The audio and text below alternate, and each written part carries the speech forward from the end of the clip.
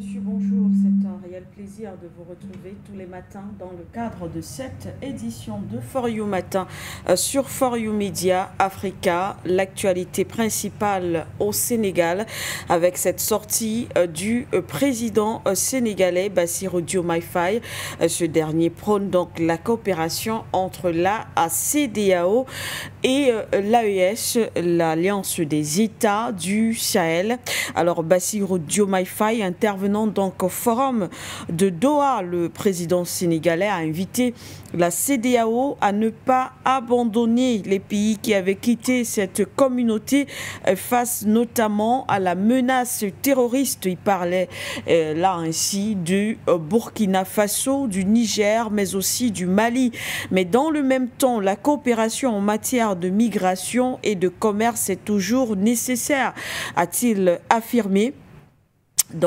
Toujours dans sa sortie, Bassirou Diomaye Faye a appelé à la réforme de l'Union africaine et les organisations régionales sur le continent.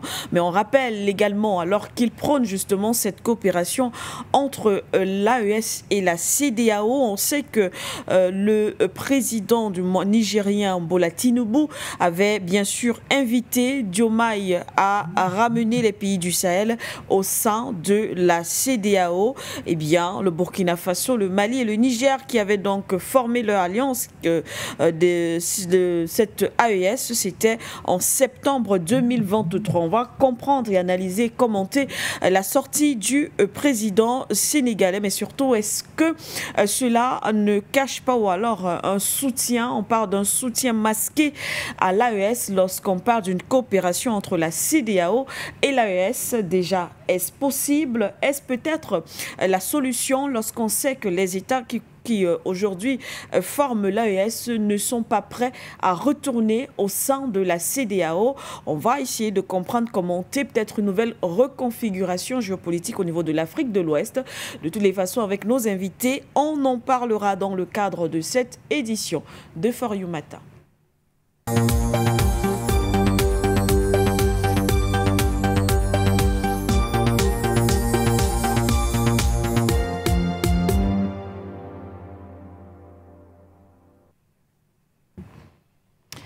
Mesdames et messieurs, bonjour. Merci de nous retrouver ce matin. For You Matin sur For You Media Africa, votre télévision, votre média, on va le dire, panafricain. Merci à vous, mesdames et messieurs. Vous nous suivez également à travers la 96.3 FM For You Radio. Et bien sûr, vous le savez, à travers aussi nos différentes plateformes Facebook, YouTube. Vous savez aussi qu'on a une application For You Media Africa, nos chaînes Telegram, mais aussi WhatsApp. Suivez-nous 24 heures sur 24 et vous aurez l'information, la vraie. Alors, mesdames et messieurs, vous avez suivi, écouté le thème principal qui nous ramène justement à l'actualité CEDEAO, AES. Est-ce que quelque chose se trame? On voit en tout cas le président sénégalais Bassirou Diomaye Faye de plus en plus au devant de la scène au sein de la région ouest-africaine. On voit également, on a l'impression en tout cas dans son discours que voilà, il y a une sorte de réticence à se séparer définitivement ou alors à fermer les portes bien sûr aux États de l'AES.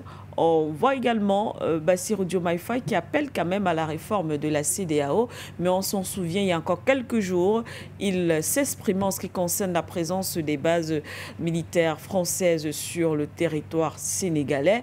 On va comprendre la démarche aujourd'hui du gouvernement sénégalais. Où est-ce qu'on va? Est-ce qu'on se dirige tout droit vers une coopération CEDEAO, AES? Est-ce efficace?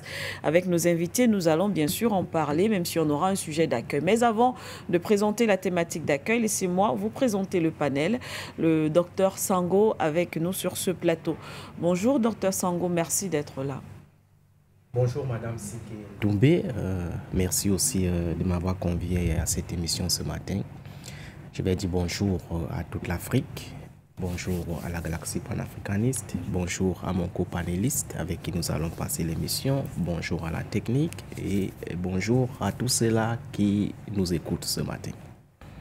Bonjour à vous qui nous écoutez ce matin. Merci à vous, docteur Sango. Et bien, l'autre invité, c'est monsieur Atongana, qui est de l'autre côté, qui va partager ce plateau avec nous. Monsieur Atongana, bonjour.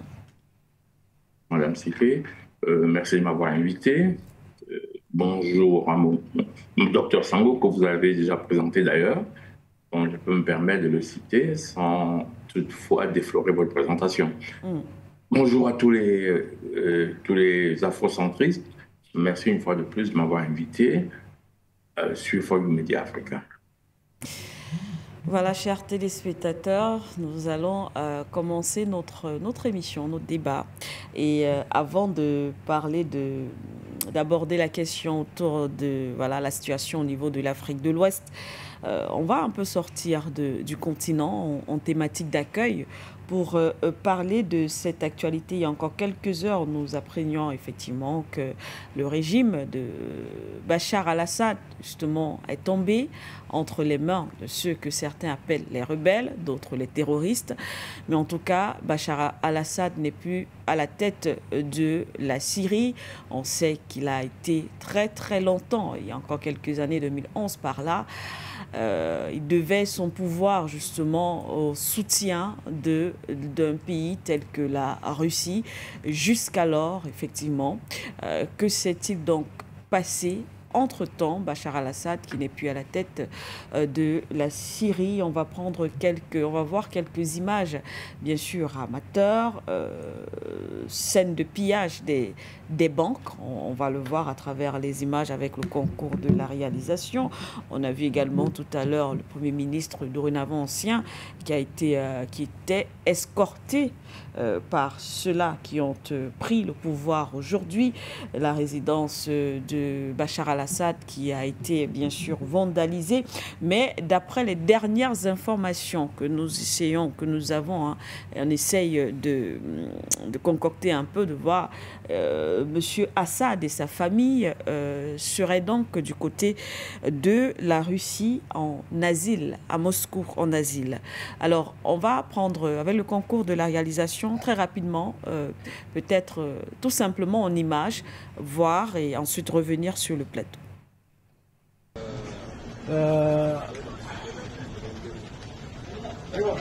رئيس مجلس الوزراء السابق مع جماعة الفيلق الخامس من أهالي حوران متوجها إلى فندق الفور سيزن للاجتماع وتسليم مؤسسات الدولة إلى أبطال جيش الأرض.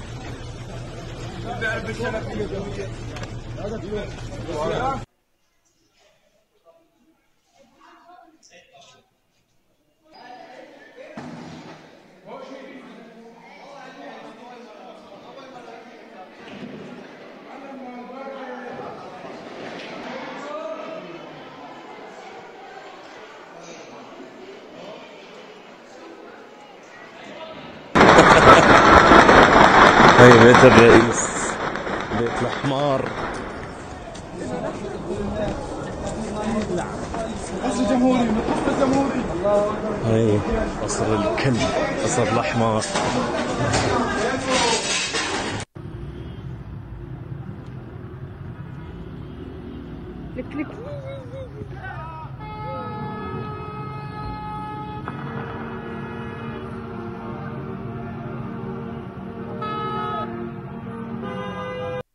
Merci à la réalisation. On peut dire que c'était donc des scènes assez chaotiques qu'on a pu voir du côté de la Syrie. Il y avait cette chute du président Bachar al-Assad. Malheureusement, on a vu des scènes de pillage de banques, des populations bien sûr qui en ressortaient avec des liasses d'argent.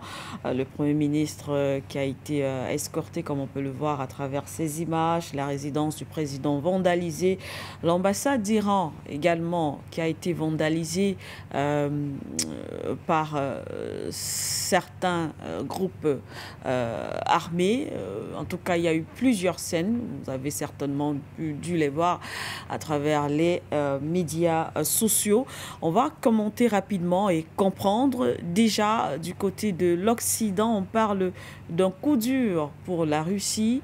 D'autres estiment que la Russie aurait retiré son soutien à Bachar al-Assad, d'où ses conséquences. Mais l'autre question, c'est quelle leçon pour l'Afrique au regard de ce qui vient de se dérouler du côté de la Syrie? C'est d'ailleurs la grande interrogation autour de cette actualité. Docteur Sango, je vous pose la question. Oui, Madame Siké, je pense que c'est... A priori, ce serait un coup dur pour la Russie, un coup dur pour Bachar al-Assad, bref, un coup dur pour les alliés, n'est-ce pas, de Bachar al-Assad qui l'ont soutenu jusque-là. Parce qu'il faut dire qu'il y a pratiquement 13 ans que Bachar al-Assad a été, n'est-ce pas, ici, confronté à cette rébellion, à ce djihadisme alimenté par les pays occidentaux, n'est-ce pas, en liaison avec les enjeux géopolitiques qui traversent cette sous-région du Moyen-Orient. Il faut dire que la philosophie des pays occidentaux, dans la dynamique, n'est-ce pas, de leur déploiement dans cette sous-région, n'est-ce pas, du Moyen-Orient, voulait que Bachar al-Assad soit en quelque sorte leur élément qui leur permettrait de mieux se déployer dans cette sous-région et de faire ce qu'ils ont toujours eu à faire. Il se trouve donc que Bachar al-Assad avait refusé, n'est-ce pas, leur position, du moins d'évoluer avec eux. C'est pour cela qu'ils sont devenus des opposants, ils sont devenus maintenant des ennemis et les pays occidentaux ont donc décidé de lui faire la guerre. Donc aujourd'hui, on voit que le président Bachar al-Assad a tenu, n'est-ce pas, dans cette lutte-là, grâce à ses alliés importants que sont la Russie et l'Iran. De l'autre côté. Donc aujourd'hui, on voit bel et bien que c'est peut-être un délâchement de la part de ses alliés, mais je pense qu'il faut élargir l'analyse pour comprendre les enjeux, les véritables enjeux. Et en réalité, tout se passe comme s'il y avait eu une sorte de négociation entre les alliés de Bachar al-Assad, n'est-ce pas, et Bachar al-Assad. Pourquoi? Parce qu'il faut vous rappeler que Bachar al-Assad venait juste de faire une visite en Russie. Tout à fait. D'accord. Il a fait une visite en Russie. Et lors de cette visite, donc, il y a eu des pourparlers avec Vladimir Poutine. Effectivement. Quant à ce qui concerne, n'est-ce pas, l'issue, n'est-ce pas, de cette crise. Oui.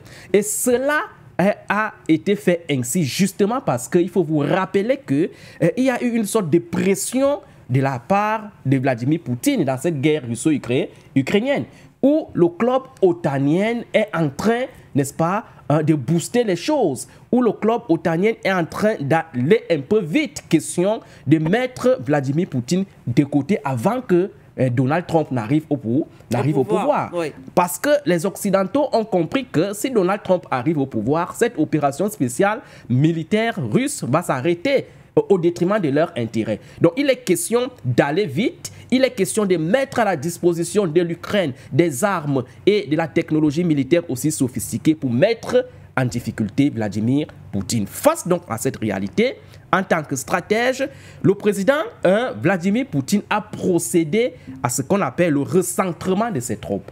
Parce qu'il était quand même un peu difficile d'évoluer dans plusieurs stades au même moment. Tout à fait. Il a donc réfléchi et il a trouvé mieux que, au lieu d'évoluer dans plusieurs stades au même moment, il est important de se recentrer. Question, n'est-ce pas, de faire contreface à cette avancée otanienne qui est en train de prendre la place sur le terrain.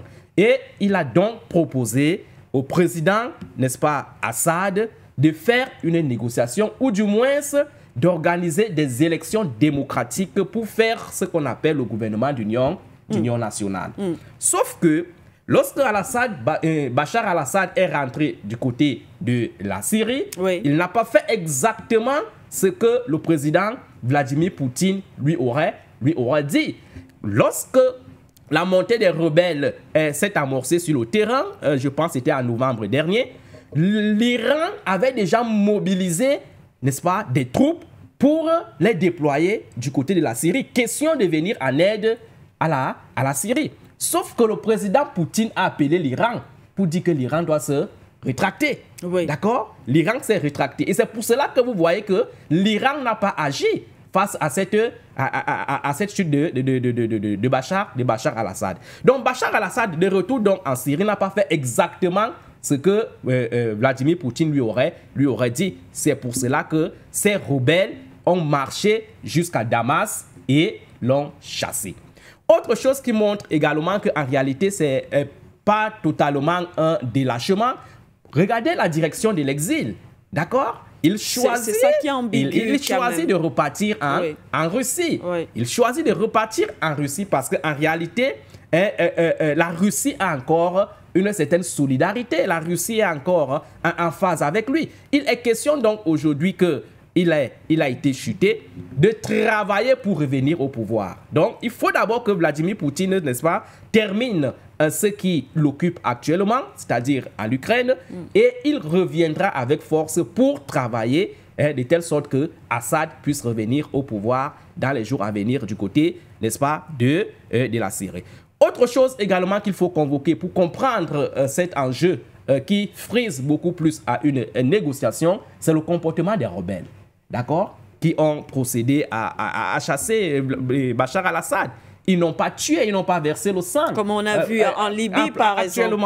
Absolument. Ils n'ont pas tué, ils n'ont pas aussi pillé comme on l'aurait attendu, par exemple. Ils ont escorté le premier ministre, n'est-ce pas, de Bachar al-Assad, qui a accepté de négocier avec eux et de travailler pour une vie démocratique du côté de la Syrie. Donc, lorsque vous voyez tous ces éléments et lorsque vous voyez les acteurs, le comportement des acteurs, vous comprenez qu'en réalité, c'est vrai, il y a eu chute de Bachar al-Assad, mais c'est une chute qui est l'expression d'un arrangement de la part de ses alliés.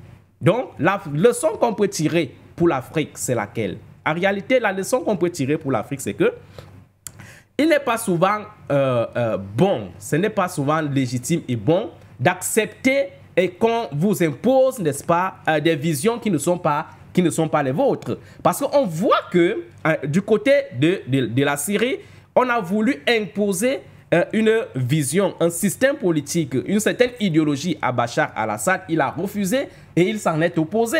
Donc, en réalité, en s'y opposant, il a totalement mis sa confiance sur ses alliés. Parce qu'on voit qu'il a tenu là, c'est justement grâce à ses alliés. Donc, la leçon pour l'Afrique, c'est qu'en réalité, on doit compter sur nous-mêmes, on doit travailler par nous-mêmes.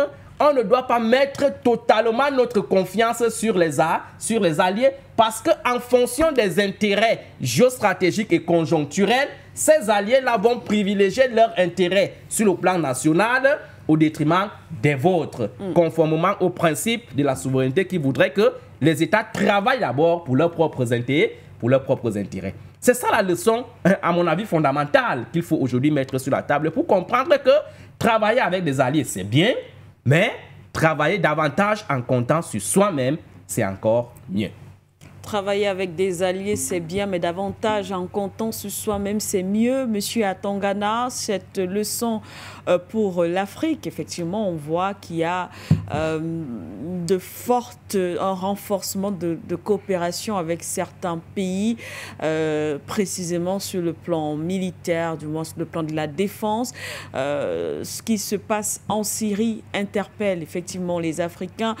Pour vous, quelle est la leçon, monsieur Atangana, et comment expliquez-vous la chute aujourd'hui du régime de monsieur Assad? Oui, mais je pense que la première chose qu'il faut regarder de près, c'est comment on en est arrivé là. On en arrive là après l'invasion de l'Irak, de la Libye et voire de l'Afghanistan, au moment où les États-Unis décident alors de ne plus respecter les règles internationales. On se souvient de la violation de la résolution de l'ONU qui a conduit à la mort violente du guide Kadhafi, du guide libyen. Vous comprenez? Très bien. En réalité, la Russie a laissé faire. Au moment alors où il commence à vouloir faire la même chose pour la Syrie, on se souvient des déclarations de Hillary Clinton qui disait Bachar Assad must go. C'est-à-dire qu'elle est aux États-Unis, elle parle d'un autre pays comme si c'est le chez elle. C'est-à-dire que c'est elle qui décide aux États-Unis qui doit rester, qui ne doit pas rester. Alors, il y avait une succession comme ça, je ne parle même pas de l'Afghanistan, il y avait une succession comme ça de désordres installés où vous aviez les États-Unis qui décidaient qui doit rester là, imposer les ordres aux gens, imposer, parce que les gens ont oublié toute cette période. Je me souviens d'ailleurs de l'invasion, quand j'ai vu ce qui est arrivé à Kadhafi, j'ai dit c'est pas possible. Qui sera le premier? Il ne respecte même plus les souverainetés des États. C'est à ce moment que Vladimir Poutine a constaté qu'il avait trop laissé faire. Il avait trop laissé faire et au niveau de la Syrie, il va s'imposer. Il va dire, ben, stop. C'est comme ça qu'en Syrie, ils vont échouer. Bon, malheureusement, il va se former des gouvernements. Bachar al-Assad va politiquement mal gérer la situation. Très mal. Pourquoi est-ce que je dis qu'il a mal géré la situation? Il va former, il va tendre la main à ceux qui sont terroristes ou n'importe quoi pour former des gouvernements d'union.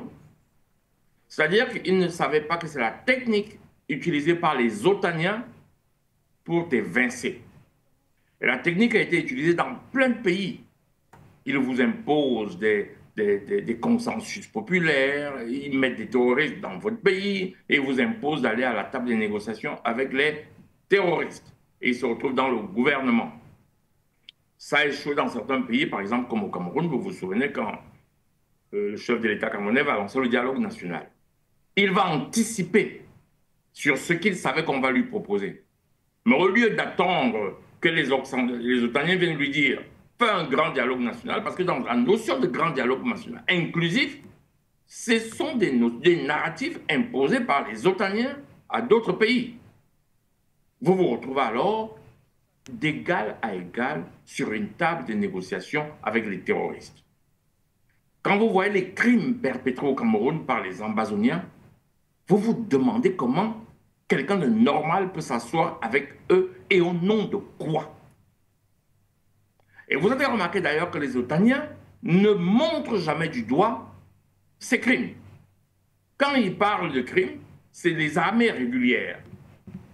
Mais pour eux, alors qu'ils appellent les groupes terroristes, ils ne qualifient jamais les actes qu'ils posent de crimes. Je ne vais pas rester trop longtemps parce que sinon on va vous faire l'historique. J'essaie juste d'éclairer quelques points pour qu'on comprenne bien. Parce que sinon ça prendrait trop de temps.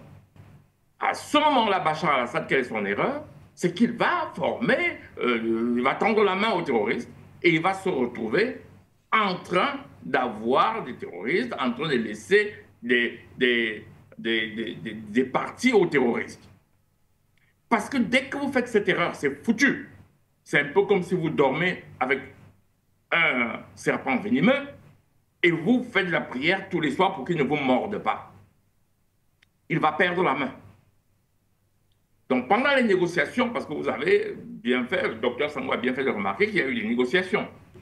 Parce que dès que moi j'ai vu que les rebelles attaquent, n'importe qui avait compris qu'il y a eu une négociation et on a dit aux rebelles, allez-y.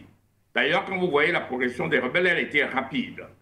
Quand ils vont à la capitale, vous voyez très bien qu'il n'y a pas de résistance. Donc, manifestement, Bachar al-Assad s'est assis. Ok, moi, je ne m'en occupe plus. Je m'en vais. Voilà comment ça s'est passé. Très bien. Donc, ils font toujours cette technique. Et tôt ou tard, ils vous mettent des rebelles avec qui vous gouvernez. Et tôt ou tard, ces rebelles vous attaquent de nouveau. Vous voulez un autre exemple? Rappelez-vous de ce qu'il s'est passé en Côte d'Ivoire avec Gbagbo. Rappelez-vous de ce qui s'est passé en Côte d'Ivoire avec Gbagbo. Et qui s'est retourné contre Gbagbo. Très bien. Donc, À partir de ce moment-là, quand vous regardez géopolitiquement, il n'y avait plus d'issue possible pour Bachar al-Assad.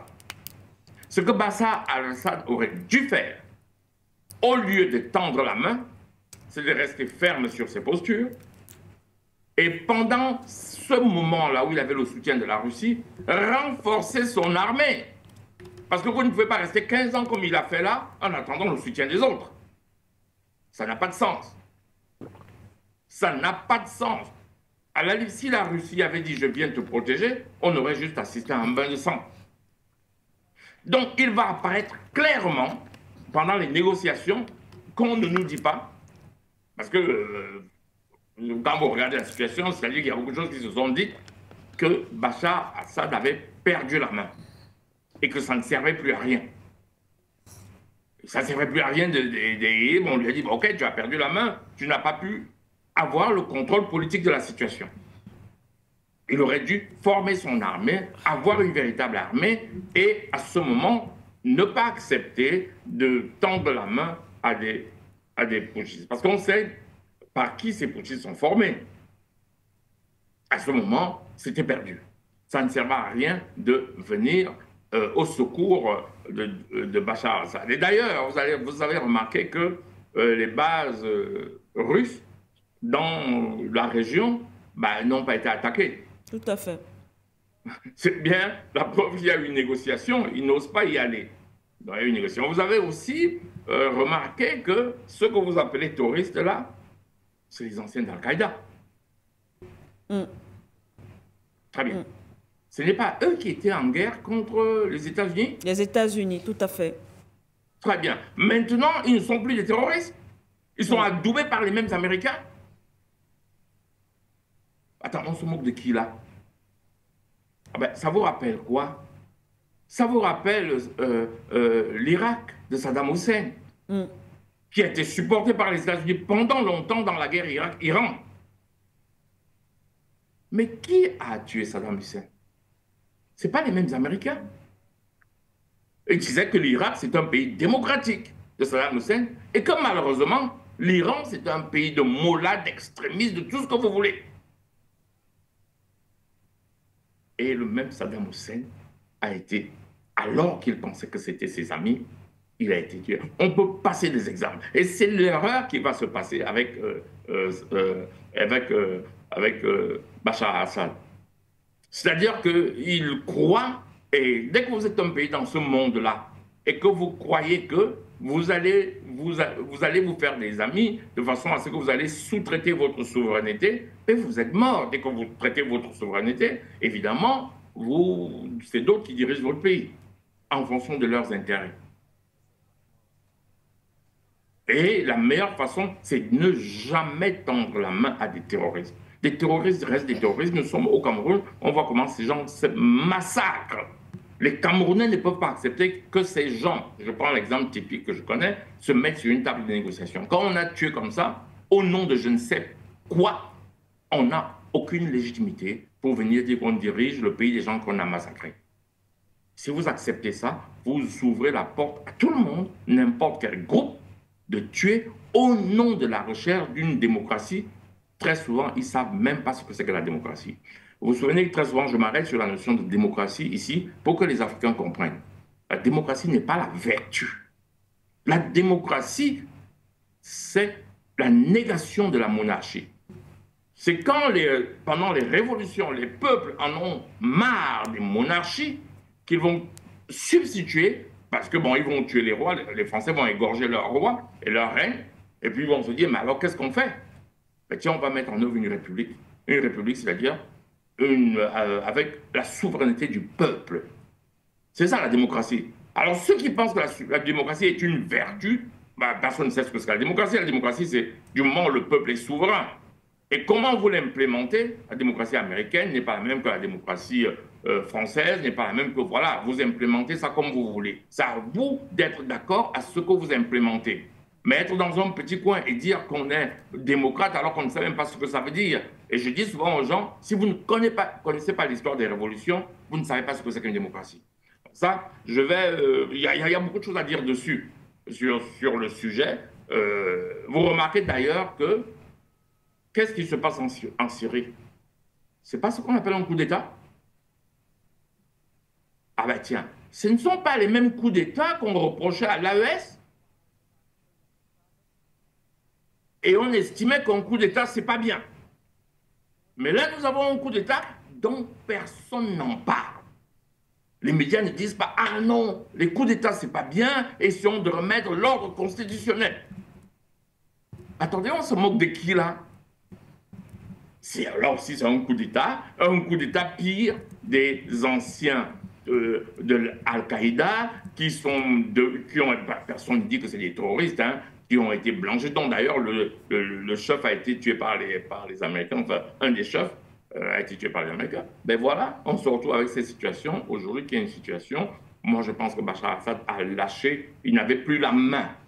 Et parce qu'il n'avait plus la main, le supporter devenait inutile.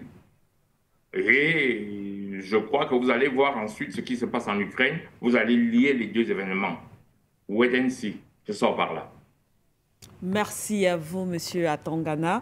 Une petite, peut-être un autre petit commentaire à la suite de Monsieur Atangana qui a relevé effectivement un point peut-être pour certains qui peut s'avérer intriguant, mais d'autres ne seront certainement pas surpris en parlant de justement ce qu'on pourrait considérer comme un coup d'État en Syrie. Et on rappelle effectivement que le président français Emmanuel Macron a félicité ceux-là qui ont pris le pouvoir aujourd'hui. Il parle de l'état de barbarie qui est enfin tombé du côté de la Syrie et il appelle justement tous les Syriens à l'unité, à la réconciliation et à rejeter toute forme d'extrémisme. Alors lorsqu'on voit le président Macron féliciter ce qui s'est passé, applaudir justement et soutenir ceux-là qui ont renversé le pouvoir de M.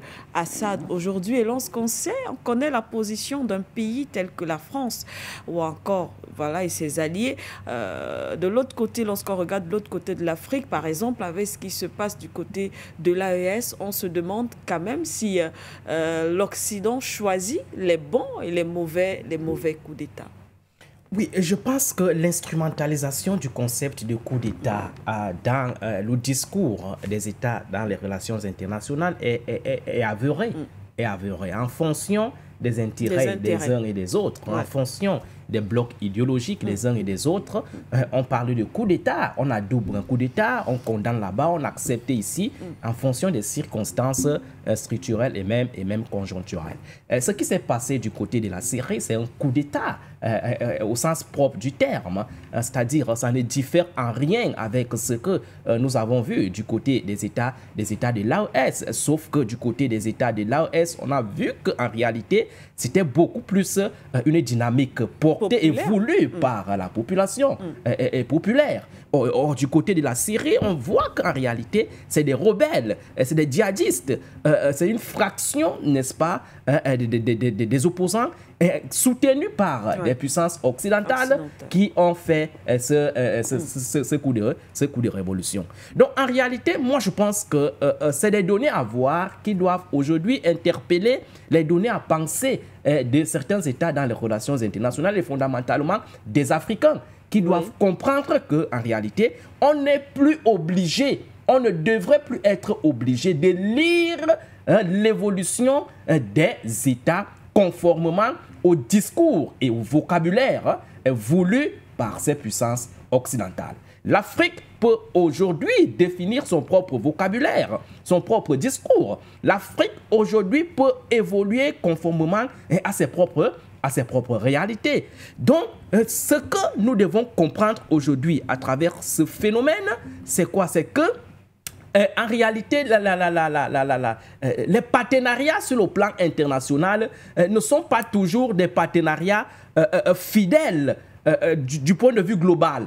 On voit bel et bien qu'il y a souvent un élément qui peut faire en ce que, même si votre allié est sincère, à la dernière minute, il peut vous lâcher. Cet élément, c'est lequel? C'est l'intérêt de votre nation. C'est parce que les intérêts des nations sont dynamiques, évolutionnistes, il peut arriver que votre allié, à un moment donné, de son histoire, que son intérêt soit privilégié ou alors entrer en opposition avec le vôtre. En ce moment, il ne va pas vous privilégier, n'est-ce pas, à son détriment. C'est de ça qu'il est question. Et c'est cette leçon fondamentale que l'Afrique doit tirer aujourd'hui. La nécessité de construire sa propre armée, sa propre défense, son propre indice de puissance. Parce que si Bachar al-Assad avait les capacités, les capacités de se défendre par lui-même, il ne serait pas arrivé à ce genre de comportement. Il n'aurait pas abdigué. Mais s'il a abdigué, c'est parce qu'il était conscient que ses propres forces, sa propre armée, ne pouvait pas être capable de contrecarrer l'offensive qui a été implémentée sur le terrain, voulu par ses alliés, n'est-ce pas, sur le plan international. Donc, l'Afrique doit intégrer les choses qui se passent aujourd'hui sur le plan international et comprendre que ce que nous leur disons chaque fois sur ces plateaux de télévision est fondamental. Et la fondamentalité, c'est laquelle? C'est la nécessité de penser votre propre puissance. Donc, même comme la Russie, parce qu'il y a un parallélisme de forme avec ce qui se passe en Syrie, là, avec l'Afrique. Parce qu'aujourd'hui, on voit bel et bien que les dynamiques indépendantistes qui sont portées par certains États africains privilégient maintenant le partenariat avec la Russie. On voit que la Russie est aujourd'hui en Afrique. Ce n'est plus un secret de polichinelle. La Russie, l'Iran, la Chine sont aujourd'hui en Afrique. Donc, il peut aussi arriver que dans cette dynamique de révolution, d'avancement indépendantiste, qu'un jour, ce qui s'est passé en Syrie, le relâchement par ses alliés arrive aussi aux Africains. Donc c'est pour cela que nous disons que c'est bien de travailler avec la Russie, la Chine, l'Iran et même la Turquie, mais de ne pas s'y oublier de telle sorte que on pense qu'en réalité notre avenir dépend d'eux. Non! Ce n'est pas la panacée. Il n'y a pas de partenariat, n'est-ce pas, éternel. En vertu des intérêts des uns et des autres, il va arriver un jour que ces partenaires qui se montrent aujourd'hui sincères comparés à ces partenaires classiques occidentaux, qu'ils nous lâchent parce qu'en réalité, leurs intérêts l'y auraient, n'est-ce pas, obligés. C'est de ça qu'il est question aujourd'hui. Donc, moi, je sors en disant que la leçon, la Syrie est en train de nous donner une leçon fondamentale.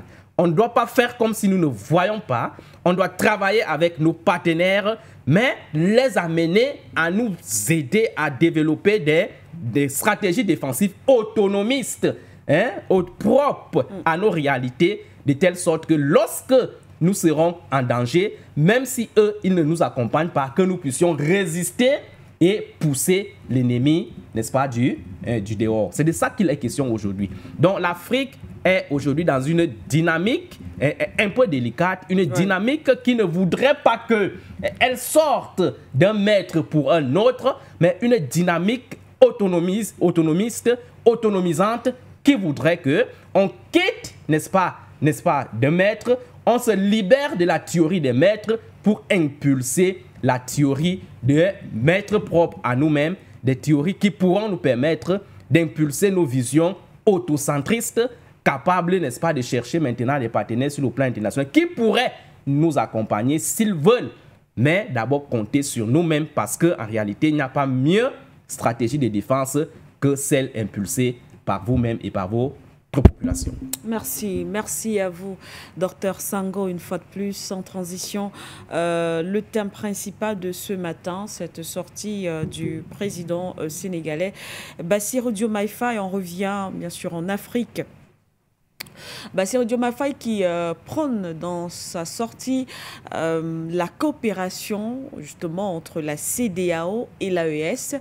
D'aucuns pensent qu'il s'agit là d'un aveu de soutien, voilà, un soutien masqué à l'AES lorsque le président sénégalais, celui-là qui a été désigné par Bola Tinubu du Nigeria, de travailler justement, de faire en sorte que les États de l'AES, ces États-là qui ont quitté la CEDEAO, retournent ou alors reviennent au sein de la CEDEAO. Aujourd'hui, lorsque son discours, lorsqu'il parle d'une coopération entre la CEDEAO et l'AES, qu'est-ce que cela signifie? Est-ce que finalement la CEDEAO accepte qu'il y a aujourd'hui ce nouvel organe, cette nouvelle force ou puissance du côté de l'Afrique de l'Ouest. En tout cas, ce qu'on retient également, et c'est d'ailleurs avec vous que j'ouvre, Monsieur Atangana, c'est que dans son discours, Bassirou Diomaye Faye le dit, il ne faut pas lâcher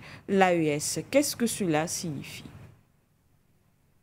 Oui, d'abord, comme je dis souvent, dans un discours de politicien, il y a toujours un narratif et une posture.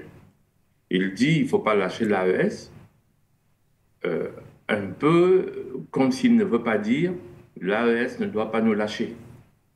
C'est-à-dire quand il parle là, on a l'impression qu'il retient l'AES. Et il ne faut pas lâcher l'AES. C'est quand même assez gros.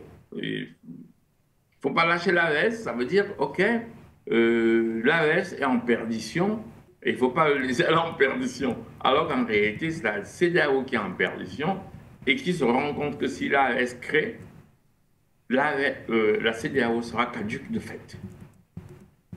C'est ça qu'il s'agit.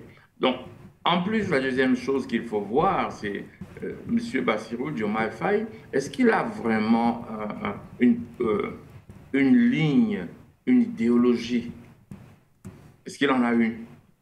Non, en fait, il réagit au coup par coup. C'est le porte-parole, c'est le porte-parole, le haut-parleur de la France. Donc, la France lui a donné la première mission de remettre l'AES dans la CEDEAO. Vous vous souvenez des tours qu'il a fait de négociations pour essayer de remettre l'AES à la CEDEAO. Sa mission a échoué. Et après, la France a voulu, par des menaces, essayer de retenir l'AES. Parce que dès que l'AES réussit, ça donne beaucoup plus d'énergie à tous les autres pays qui sont encore aujourd'hui sous esclavagisme. Ils sont encore sous esclaves français, c'est ce qu'on appelle d'ailleurs le précaré français. On peut s'arrêter sur le mot précaré pour savoir vraiment ce que ça veut dire. Parce que c'est bien de comprendre la dynamique géopolitique mondiale. Parce que après les indépendances, précaré français voulait dire que c'est les pays où quand la France posait un acte, les autres puissances ne faisaient rien. C'était un deal avec les autres puissances. C'est ça qu'on appelle en réalité précaré français. Très bien. Donc, c'était d'abord des menaces militaires. Vous vous souvenez que le Nigeria était prêt à envoyer des troupes d'Africains combattre d'autres Africains à la demande de la France. Ça n'a pas trop marché. Après, il y a eu des sanctions contre les pays de l'AES qui étaient des sanctions financières. C'est-à-dire qu'on gelait leurs avoirs dans l'espace économique de l'UEMOA, avec les banques de l'Ouest et tout ça. Il y a eu ces sanctions. Et la CEDEAO a tenu grâce à ses réserves d'or, qui lui ont permis, en réalité, de tenir à l'intérieur, avec une monnaie à l'intérieur qui circule, et de pouvoir commercer à l'extérieur avec l'or. C'est ça qui a permis à ces pays de tenir. Ce qui n'aurait pas été le cas s'ils vendaient à l'extérieur du pétrole. Vous avouez avec moi que la Russie ne va pas forcément acheter du pétrole des pays de l'AES. La Russie en a. C'est des réalités financières dont il faut souvent tenir compte quand on lutte. Pour ceux qui demandent souvent les raisons pour lesquelles on ne sort pas de la zone franc CFA. Il faut bien savoir que vous sortez de la zone franc CFA et puis à ce moment, vous ne pouvez plus rien acheter en devise. Puisqu'il y a un piège qui fait aujourd'hui que du franc CFA à une devise, on est obligé de passer par le trésor français. Je ne sais pas pourquoi les gens n'arrivent pas à comprendre ça. Et ce piège a été contourné déjà par le Cameroun. On parle alors de troc avec la Chine. La seule façon de faire, c'est faire un troc, c'est-à-dire avec un autre pays, ou alors payer en or. Non, payer en or, ça veut dire avoir des réserves d'or. Mais si vous avez le pétrole, par exemple, ben, vous devez le vendre sur le marché international et il se vend en dollars. Et si vous avez des sanctions des États-Unis contre vous, ben, vous aurez du mal à vendre votre pétrole. Et vous vous retrouvez dans un pays où vous n'avez pas d'antibiotiques, où vous n'avez pas... Voilà. Très bien. Donc, la deuxième tentative, il y a eu Et le Sénégal était porteur de la tentative. D'abord, le Nigeria a essayé, ça n'a pas marché. Et quand Bassirou Diomaye fallait arriver au pouvoir, on lui a confié ses missions. On a vu à chaque fois qu'il avait des missions, nous avons eu des émissions dessus ici, des analyses dessus ici, où ils essayaient de convaincre ces pays de revenir à la CEDEAO. Ça ne donnait rien. Et là, évidemment, en fonction des données que la France a eues, on lui a donné la nouvelle mission aujourd'hui d'essayer de changer sa posture. Donc ça a commencé par essayer de se créer une crédibilité. Monsieur Atangana, quand elle est... oui, mais je vous relance, pardonnez-moi. Pourquoi, quels sont les éléments sur lesquels, en fait, pourquoi est-ce que l'on doute de la bonne, je ne veux pas dire de la bonne foi, mais pourquoi est-ce que l'on doute du fait que M. Diomaye, du moins le gouvernement actuel du Sénégal, voudrait effectivement peut-être aller dans cette ligne? Je fais un petit parallèle, bien sûr, avec la dernière sortie du président Diomaye en ce qui concerne les bases militaires françaises du côté du Sénégal. Est-ce que ça ne rentre pas aussi en droit de ligne? Vous savez également qu'il y a eu des élections législatives de ce côté-là où finalement, on peut le dire comme ça, le pouvoir a enfin les mains libres. Est-ce qu'aujourd'hui, ça ne rentre pas dans une certaine démarche? Peut-être que le pouvoir est assez... clair, en tout cas, peut-être qu'ils sont honnêtes dans cette démarche et justement dans cet appel à ne pas abandonner les États de l'AES et accepter qu'aujourd'hui ces États forment justement un nouvel espace, mais cela n'exclut pas une sorte de coopération avec la CEDEAO. J'y arrivais d'ailleurs. La coopération, ça, ils vont la faire. Oui. C'est clair, parce que ce sont des pays limitrophes qui ont des peuples communs et que, bon, donc, ils vont finir par faire la coopération. Ça, c'est un truc. Mais en même temps, le rôle de Bassirou Diomaye Faye était de ramener l'AES à la CEDEAO. Son rôle n'était pas de coopérer avec l'AES. Et il a fait le tour et il le disait. Moi, je ne fais que prendre ce qu'il disait. Il faisait le tour pour convaincre ces pays de revenir à la CEDEAO. Et il y a eu plusieurs types de sanctions. Les sanctions financières, les sanctions par rapport auxquelles ils ne s'opposaient pas. Et puis il y a eu des menaces militaires, vous vous souvenez très bien, des menaces de mettre les armées occidentales, j'ai failli dire otaniennes, mais enfin européennes, en Côte d'Ivoire pour protéger la Côte d'Ivoire aux frontières de l'AES. Il n'invente rien. On n'a pas entendu sa sortie. La deuxième chose, il y a eu des élections, je suis tout à fait d'accord, mais vous oubliez que M. Bassirou a gagné les élections avec un profil panafricaniste. Donc il n'avait pas besoin d'autres élections. Il a gagné les élections avec un profil panafricaniste et tout le monde a vu comment, au pouvoir, sa posture était illisible. Ce ne sont que des réalités. Là, il n'avait pas besoin d'autres élections. Bon, les autres élections ont confirmé la nécessité panafricaniste des peuples africains. Et il se retrouve là, en train de dire non, au lieu de se dire je rejoins l'AES.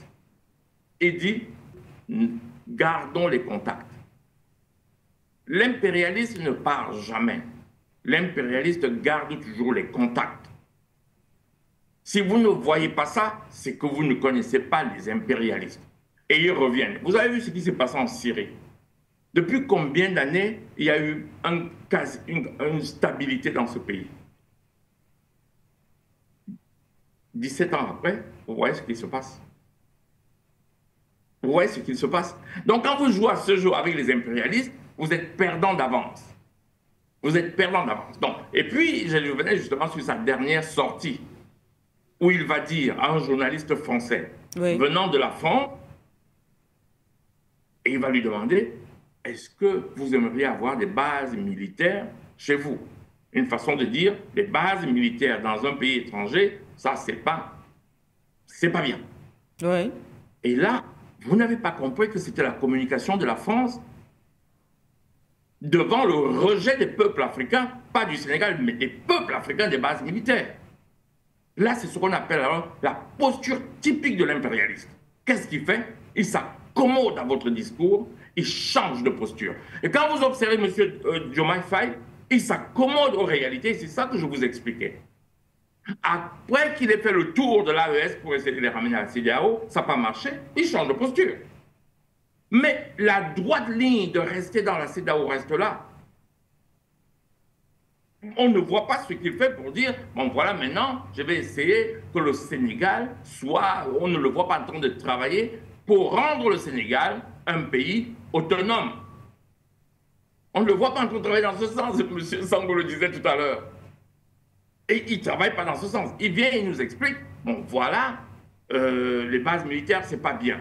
On a bien vu le journaliste, on le connaît, on sait très bien que c'est une communication de la France. C'est la France qui est en train de dire, finalement, je comprends que je dois retirer mes bases militaires. C'était une posture de la France. Et lui n'était qu'un élément de communication. C'est exactement, je vous donne le cas qui vient de se passer de posture. Vous avez vu ce qui s'est passé en France entre Donald Trump et le mec de l'Ukraine, là, le comédien là. Vous avez vu la France qui invite Trump et le président de l'Ukraine pour se rencontrer. Zelensky. C'est des postures. Et vous avez la France qui essaie de revenir au premier plan de la démocratie comme si on en avait besoin. Ce sont des postures. Ça leur envoie des messages. La France qui reprend la diplomatie mondiale, c'est la même chose. Donc quand ce journaliste vient, ce journaliste qu'on connaît bien, c'est un impérialiste fondamental. On l'a vu interviewer beaucoup de chefs d'État africains. On l'a vu demander aux chefs d'État d'appliquer la démocratie. Il a toujours un narratif porté par les envoyés, par ses envoyés. Donc, cette posture, c'est une posture pour que c'est la France qui est en train de dire aux peuples africains, voilà, je vais essayer de me retirer, même au Sénégal. Mais sans qu'on ait vraiment, dès qu'on lui a demandé c'est quand, c'est comment, il a dit, ben, ça sera négocié. Et vous avez vu la même chose dans plusieurs pays, au Tchad et tout ça. Et aussi, comme le docteur Sango l'avait dit la dernière fois, il y a des raisons financières qui font que la France aujourd'hui ne peut pas forcément tenir toutes ses bases. Il faut rappeler en passant que la France tenait ses bases parce qu'on y mène notre argent au trésor français. Et que la France retenait une partie de cet argent en disant que c'est le prix que nous payons parce qu'elle a des bases militaires chez nous. Et c'était des millions d'euros par mois. Or, ces pays-ci qui essaient de se débarrasser de ce système-là, essaient d'avoir leur propre monnaie, disent on ne peut pas payer. Comment? Quand ces pays ne peuvent pas payer, que ce soit vrai ou que ce soit une posture, ça oblige les Français à se dire mais nous, on ne va pas continuer à payer de notre poche des militaires qui sont chez vous et qui sont, entre guillemets, supposés assurer votre protection. Voilà ce qui se passe. Donc, la posture de Diomaye Faye n'est pas encore claire. Ceci dit, je ne lui renie pas le droit de changer de posture. Je ne lui renie pas le droit de... Mais pour l'instant, c'est une posture française. Et on verra, avec les actes qu'il pose, s'il est sincère ou pas. Parce que si moi, j'analyse les faits. Et s'il est sincère, on verra avec les actes qu'il pose. Personne n'est dupe. Et on reconnaîtra sa volonté de rendre le Sénégal indépendant. Mais je n'ai pas encore vu, à part quelques narratifs et quelques postures, une véritable action qui permet de dire qu'il va dans une direction de rendre le Sénégal autonome. Ceci étant, je sors par là.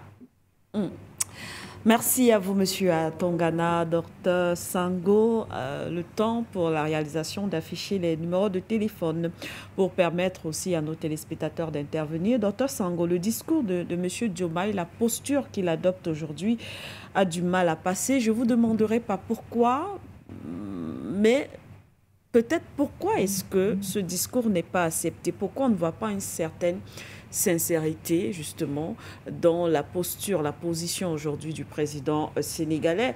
Il appelle à une coopération, quand même, entre la CEDEAO et l'AES.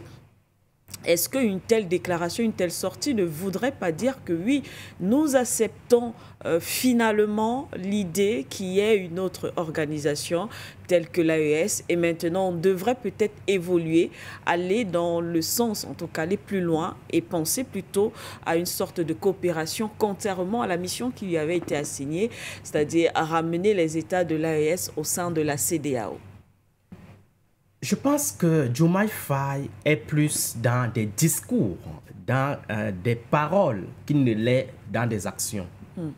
Et cette façon de faire n'augure pas, n'assure pas et ne rassure pas les panafricanistes, les Africains qui ont soif aujourd'hui de voir les Africains prendre leur destin en main. Oui. C'est justement pourquoi son discours aujourd'hui ne passe pas. Ne rassure pas parce que c'est un discours ambivalent, c'est un discours qui est beaucoup plus astral qu'il ne l'est du point de vue terrestre. Il faut savoir que Diomaye Faye, c'est quelqu'un qui est aujourd'hui en train de privilégier une sorte c'est-à-dire, il veut manager les deux côtés. Il est avec l'impérialisme, mais il donne l'impression qu'il est aussi avec les panafricanistes. Et cette façon de faire tire même ses origines depuis qu'il est candidat, qu'il a été candidat à l'élection présidentielle. Vous savez qu'il est devenu président justement à cause de ces manipulations dans les discours. Il surfe sur le panafricanisme et les populations le suivent, mais dans les actions, il ne fait pas véritablement ce que les populations lui demandent de faire. Aujourd'hui, en réalité, il est devenu presque impossible, presque totalement, c'est-à-dire irréaliste de penser que la CEDEAO et l'AES peuvent faire bon ménage. Pourquoi? Pourquoi? Parce qu'en réalité, entre les deux, il n'y a que des divergences. Justement parce qu'entre les deux, il n'y a que des discointances. Du point de vue des objectifs, comme du point de vue, n'est-ce pas, des actions sur le terrain. C'est de ça qu'il est question. Il n'y a rien, n'est-ce pas, qui met en commun ces deux organisations. La CEDEAO, lorsque vous voyez son organisation et son fonctionnement, il y a encore à l'intérieur de la CEDEAO des velléités impérialistes du point de vue de l'influence, du point de vue, n'est-ce pas, de la présence occidentale. Or, on voit que du côté des États de l'AES, il y a une sorte d'indépendance, une sorte de souveraineté, une sorte, n'est-ce pas, de volonté d'évoluer par soi-même. Autre chose, lorsque vous voyez des projets qui sont portés par ces organisations-là, aujourd'hui, vous ne pouvez pas dire que vous voulez être autonome, vous voulez être souverain, vous voulez être indépendant et ne pas vous attaquer au sempiternel problème de la monnaie. Mais est-ce que ce n'est pas trop tôt? Non, Madame Cité. Est-ce qu'on ne demande pas au gouvernement actuel du Sénégal, voilà, qui vient à peine de prendre le pouvoir, si on peut le dire comme ça, que ce n'est pas trop tôt? Vous savez, la convocation du facteur temps dans l'explication des dynamiques indépendantistes et révolutionnaires est en réalité un élément, comment dirais-je, casuel, un élément dépassé, un élément qu'on ne doit plus de plus en plus mettre sur la table. Parce que lorsque vous voyez d'où viennent les pays africains, lorsque vous voyez le passé des États africains, lorsque vous voyez les rencontres que le continent africain a eu à faire avec les pays occidentaux, c'est Dr Yam qui parle souvent du viol, parce qu'on ne peut pas parler de relations, on ne peut pas parler de rapports, encore moins de partenariats. Vraiment, ça vous donne l'envie de rompre directement. La convocation de l'élément financier est importante et on ne doit plus dire qu'on doit prendre le temps pour faire cela. Si on ne peut pas trouver une solution, une baguette magique pour résoudre ce problème, il y a quand même des méthodes alternatives. Est-ce que vous savez ce qui se passe aujourd'hui à l'intérieur des États de l'AES? Les États de l'AES sont en train de privilégier, n'est-ce pas, une certaine stratégie binaire de la monnaie. Oui. Qu'est-ce que la stratégie binaire? En réalité, c'est une stratégie. La stratégie binaire, c'est la stratégie qui consiste à faire quoi? C'est-à-dire, le franc CFA qui est aujourd'hui en vigueur dans ces États-là, on prend le franc CFA, on le réduit au niveau des échanges sur le plan interne. C'est-à-dire, au niveau du Mali, du Niger, du Burkina Faso, les populations peuvent acheter du pain avec le CFA, peuvent acheter des habits avec du CFA, peuvent aller se ravitailler au marché avec du CFA. Mais sur le plan macroéconomique des échanges internationaux, les États privilégient le troc. Qu'est-ce que le troc? Le troc, en réalité, c'est un mécanisme d'échange économique qui permet d'échanger quelque chose contre une autre chose. Qu'est-ce qui se passe aujourd'hui? Les pays de l'AES échangent leurs matières premières et leurs ressources naturelles contre les devises internationales portées par certaines puissances telles que les États-Unis, la Chine, etc., etc. Et c'est en train de fonctionner. C'est une stratégie qui acte la sortie du franc CFA. Ça fragilise le franc CFA et ça ne donne plus au franc CFA le poids qu'il avait toujours eu dans le passé. Donc en réalité, moi je dis que Diomaye Faye est en train de poser des actions qui ne rassurent pas les Africains parce que il est aujourd'hui impossible de donner des circonstances atténuantes à la CEDEAO. La CEDEAO, c'est un cancer pour le développement africain. Tout partenaire qui reste solidaire à la CEDEAO est ennemi aux dynamiques de l'AES. Il ne peut pas jouer ce parlementarisme-là. Ça ne peut pas passer. La population ne peut pas l'accepter. Diomaye Faye est beaucoup plus dans des discours parce que dernièrement, il s'en est offusqué contre les bases militaires étrangères. Oui, bien sûr. En disant que l'indépendance ne s'accommode pas avec la présence des bases militaires étrangères. Oui. Mais, what next? Lorsqu'il fait ça, quelle est l'action qui suit? Attendons de voir. Peut-être qu'il y a une action qui va suivre. Quelle est l'action qui suit, Madame Siké? Il faut dire que le Sénégal souffre, n'est-ce pas, de son passé colonial. C'est-à-dire le Sénégal a été pensé comme étant un État où l'impérialisme, la France-Afrique se déploie du point de vue, n'est-ce pas, opérationnel. Lorsque vous voyez l'histoire de ce pays-là, quelle que soit la volonté et les dynamiques de certains présidents qui veulent sortir et inscrire le Sénégal dans la dynamique panafricaniste, il y a toujours des pesanteurs. Il y a toujours la réalité sénégale qui les rattrape. D'accord? Le Sénégal de Léopold Sédar Senghor. Regardez tous les présidents qui se sont succédés après Senghor jusqu'à Diomaye Faye aujourd'hui. Il y a une sorte de pesanteur qui empêche à ces présidents-là de sortir véritablement de l'influence occidentale et fondamentalement française. Donc moi je pense que Diomaye Faye aujourd'hui doit sortir de cette politique de deux mesures, de cette politique où il doit manger dans les deux côtés. Oui. Non, aujourd'hui les États de l'AES ne sont pas dupes. Les États de l'AES aujourd'hui conçoivent comme alliés ceux qui posent des actions concrètes, prises dans des situations elles-mêmes concrètes. Il est question de prendre position de manière officielle. Il n'est plus question de dire que oui, il faut collaborer avec la CEDEAO, il faut faire ceci et cela. Non. Il est question de s'attaquer aux éléments de colonialité qui permettent aux États occidentaux de nous tenir. Diomaye Faye est dans le discours. Il se prononce peut-être du point de vue discursif sur ces éléments, mais il ne pose pas des actions concrètes. C'est ça qu'il est question.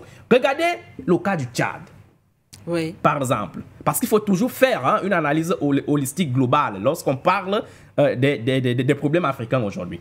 Vous savez que le Tchad, dans un passé récent, était aussi dans cette situation à peu près sénégalaise que nous vivons là. Puisqu'on avait quand même des inquiétudes du Tchad, compte tenu de la manière dont il est arrivé au pouvoir, compte tenu de son rapprochement avec ces puissances tutélaires françaises. Mais aujourd'hui, on voit que le président tchadien a compris qu'il est important de prendre position. Important de prendre position.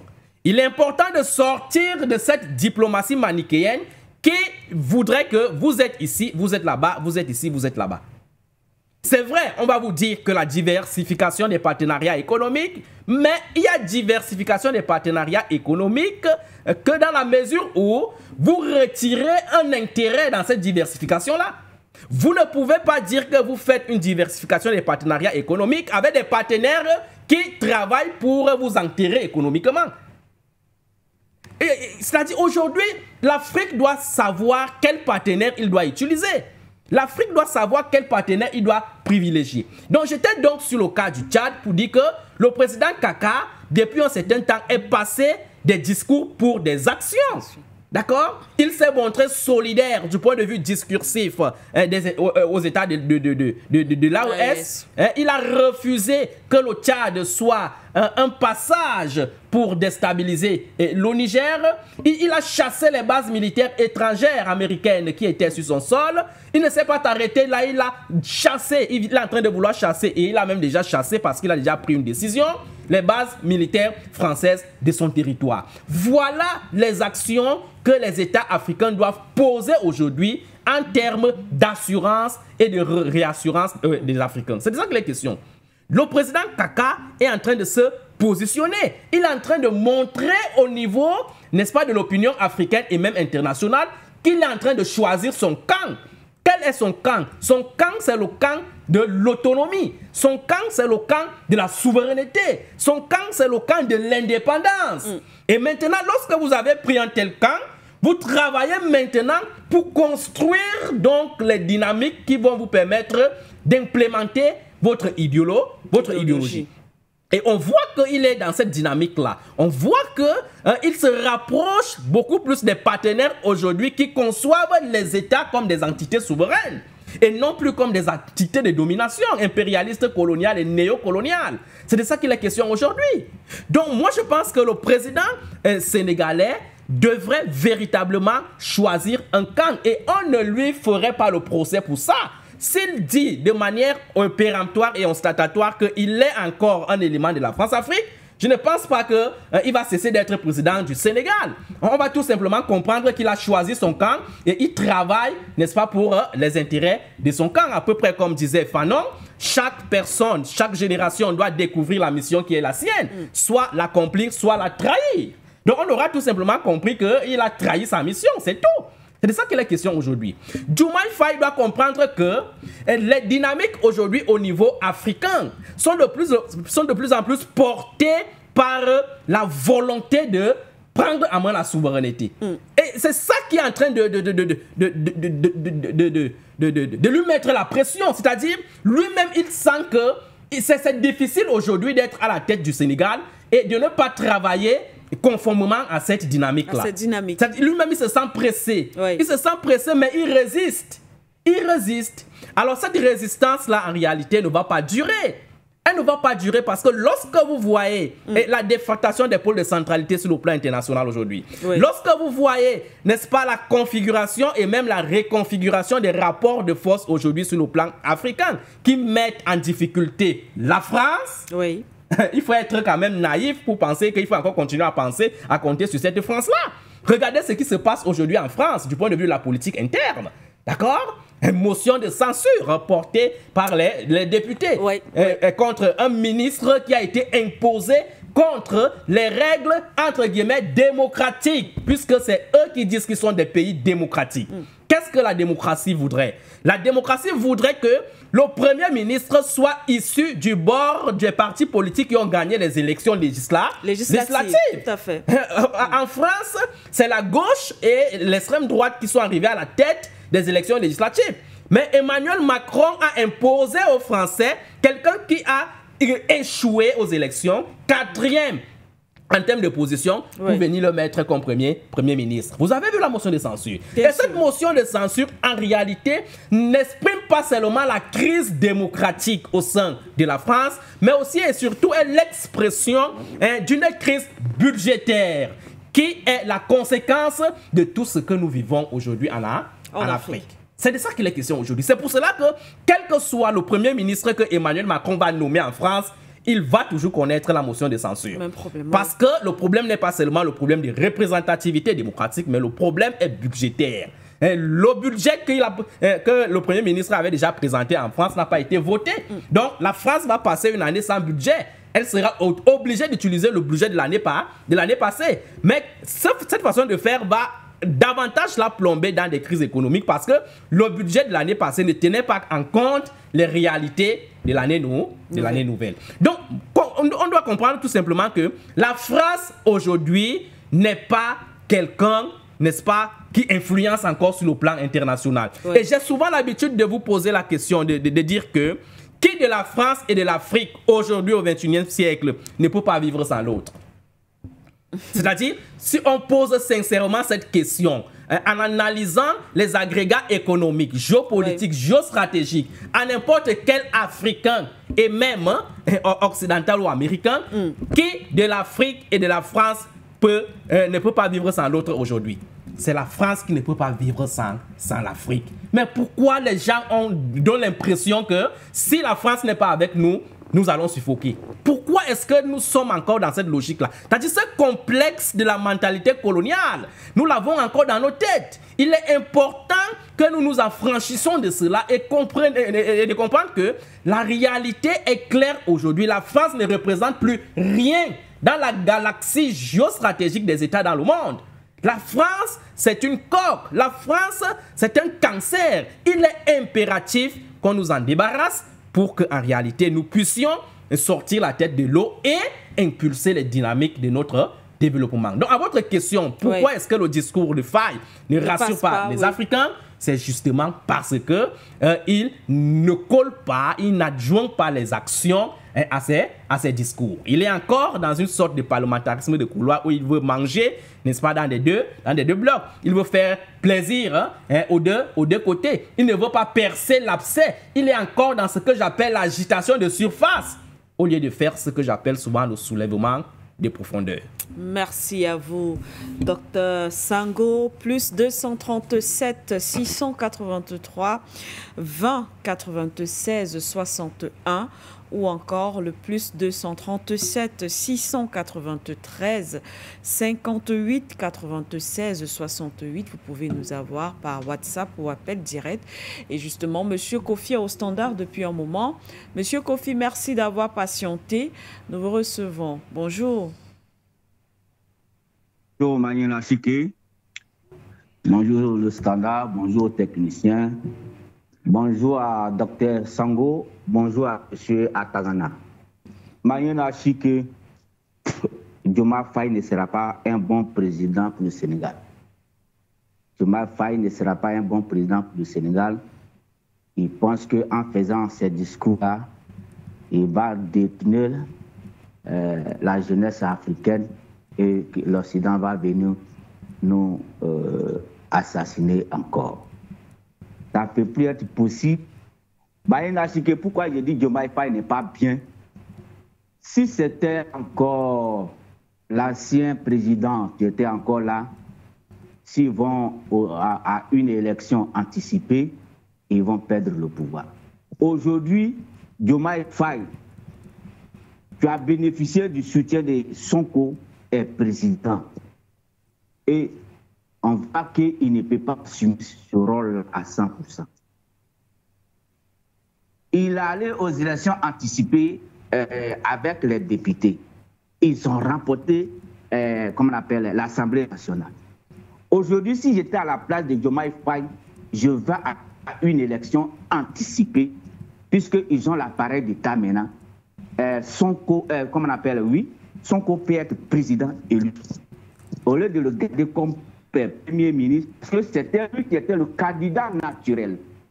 Et l'Occident a vu sa position, ils l'ont mis en prison.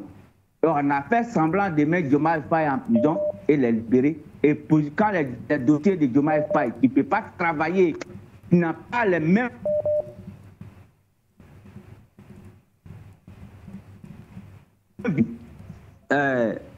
Comment on appelle... Diomaye Faye a été président. Si veut être sincère, Diomaye Faye et être dans l'histoire, inscrit dans l'histoire, qui rend démission, qui va aux élections anticipées, et Sonko serait candidat élu, et le Sénégal va démarrer.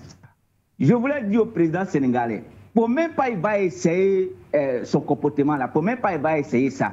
Parce que la CEDEAO était un instrument militaire. Ce sont les militaires qui ont créé la CEDEAO.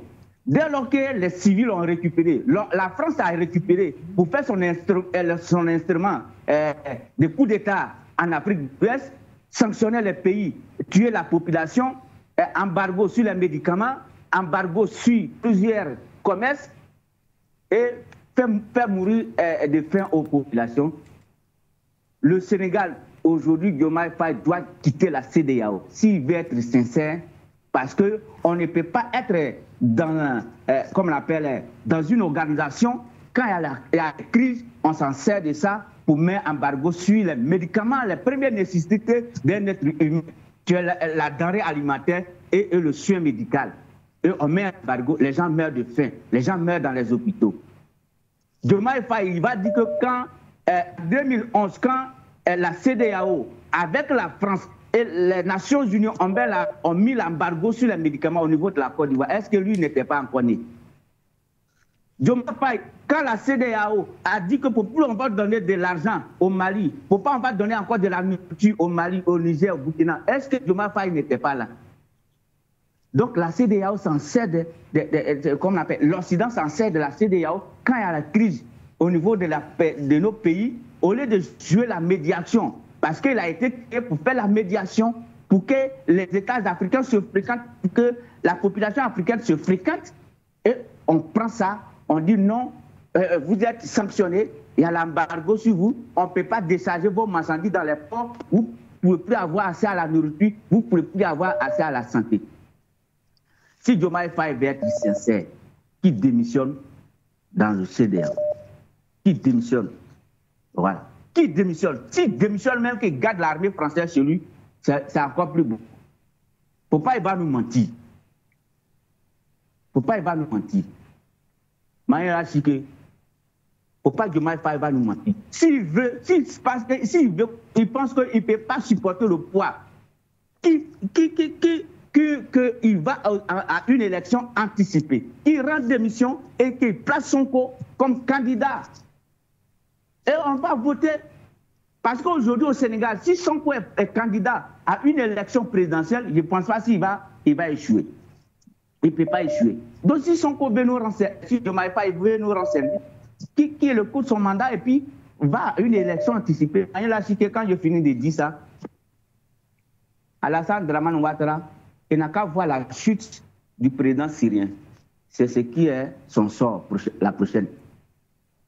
Parce que ce qui s'est passé en Syrie, là, même la fin de la guerre en Ukraine, d'ici janvier, février, mars, il n'y a plus de guerre en Ukraine. C'est fini. Il n'y aura plus de guerre en Ukraine. La Russie va récupérer toute l'Ukraine. Et puis c'est fini. C'est fini. Ça, si vous voulez, écrivez ça dans vos agendas. Janvier, février, mars, Zelensky serait plus président en Ukraine. C'est fini. Et comme ça, la Russie va récupérer tout son territoire. Soit, vous voyez la carte de l'Ukraine là, c'est divisé en deux. Soit la Russie prend un côté, ou bien prend totalement toute l'Ukraine. Et puis c'est fini. Maintenant, c'est que quand je finis de dire ça, vous voyez, For You Media est un média respecté. For You Media est un média respecté. Quand l'Occident réfléchit comment assassiner nos présidents, quand l'Occident réfléchit comment organiser le terrorisme sur notre territoire, quand l'Occident affecte les ambassadeurs, tu ne joues pas les jeux diplomatiques, tu organises les coups d'État, tu organises les rébellions, tu organises aujourd'hui le terrorisme sur notre continent. La révolution, je voulais poser une question à mon grand frère, Dr Sango et M. Atagana. La révolution, c'est quoi? C'est pas le frère de la violence? La révolution, là, c'est pas le frère de la violence? Parce que la France fait la violence aux États africains en assassinant leurs présidents, tous les dirigeants politiques. Vous pensez que on va rester comme ça assis? Quand tu donnes la solution à d'autres équations, on dit non, il est violent, on t'arrache la parole. Non! C'est parce que l'Occident fait une violence en Afrique que le nom média, là, Afrique Média, les médias africains, que les dirigeants ont cédé que ces médias-là soient implantés dans certains pays. Un pays comme le Cameroun qui a accepté. C'est parce que la violence que l'Occident fait en Afrique, là, c'est ça que les bons dirigeants qui aiment les Africains ont jugé bon de laisser ces médias-là naître dans ces pays, défendre la cause africaine. Donc, je m'arrête là, mais ma question, je veux une réponse. La liberté a pour frère la violence. Si tu n'as pas fait la violence, tu ne peux pas tu peux avoir la liberté. Et donc, la liberté là, quand quelqu'un te fait la violence, et toi tu ne veux pas avoir de la liberté là, quelle est votre réplique? Est-ce que ce n'est pas la violence que tu vas lui faire pour qu'il sache que la violence que tu fais là, tu sais faire. Donc, Manuela Siké, désormais de grâce, ce que nous on dit là, c'est notre vie qu'on risque. Et moi, M. Kofi, je peux être arrêté en Côte d'Ivoire. Je peux être arrêté. On sait où je vais, mais parce que je ne suis pas facile à rendre visite, c'est ça. Parce que quand tu penses mal de moi, Manuela Siké, tu ne peux jamais m'atteindre. Mais je fais la violence sur moi pour défendre l'Afrique. Donc, de grâce, For You Media est un média pour nous les Africains, pour se défendre contre la violence de l'Occident. Donc, tu vois ce qu'on dit là? C'est pas qu'on appelle à la violence, mais c'est pour montrer aux autres qu'on sait faire. C'est pour dire aux autres que désormais, si vous ne changez pas votre méthode, voilà ce qu'on va faire contre vous. Donc, nous, on n'appelle pas la violence, c'est l'intelligence qu'on cherche pour venir sur For You Media, pour se défendre, pour avoir la liberté de demain. Manuela Siké, soit salué. Docteur Sango, soit salué. Mon frère Atagana, soit salué. Le standard, je vous salue. Les techniciens, je vous salue. C'est M. Kofi depuis la Côte d'Ivoire. La victoire, on l'a déjà gagnée et on l'a gagnée. Merci beaucoup, Manuela Siké. Merci à vous, M. Kofi, depuis la Côte d'Ivoire. Merci infiniment d'avoir appelé ce matin et d'avoir partagé avec nous, en tout cas, votre commentaire, votre regard en ce qui concerne ces différents sujets. Un autre téléspectateur au standard. Allô?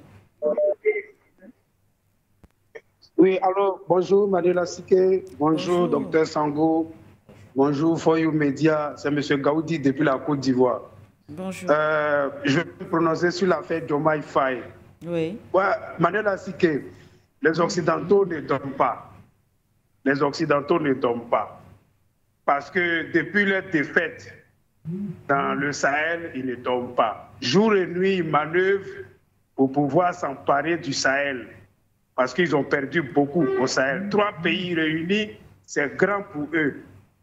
Donc, ils ne dorment pas. Ils avaient essayé d'abord avec Mamadou Doumbouya, qui les jours pairs est panafricain et les jours impairs est pro-occidental. Quand ils ont vu qu'ils ont échoué avec Mamadou Doumbouya et que Mamadou Doumbouya a été démasqué, ils se sont penchés sur Diomaye Faye et Ousmane Sonko. Ils ont manœuvré pour que ces deux-là viennent au pouvoir par le biais du panafricanisme. Et quand ils sont arrivés, dès qu'ils sont arrivés, leur premier pas, on l'a vu. Diomaye Faye n'a pas vu nulle part où aller, si ce n'est aller voir Ouattara. Si ce n'est aller voir Ouattara pour parler d'un rapprochement ou bien le maintien de la CEDEAO. On l'a vu se promener partout pour prôner la transition, pour prôner. Il va être le fil conducteur entre la CEDEAO et l'AES. Donc, c'est un monsieur qui, depuis qu'il est venu au pouvoir, les Africains devaient savoir qu'il n'allait même pas que Doumbouya. Voilà, il n'est pas panafricain, lui et Sonko, c'est pas vrai. C'est pas vrai. Ils sont là, ils disent oui, il faut faire ceci. Ils tapent sur le fer, après ils mettent de l'eau pour refroidir. C'est ce qu'ils font. C'est ce qu'ils font.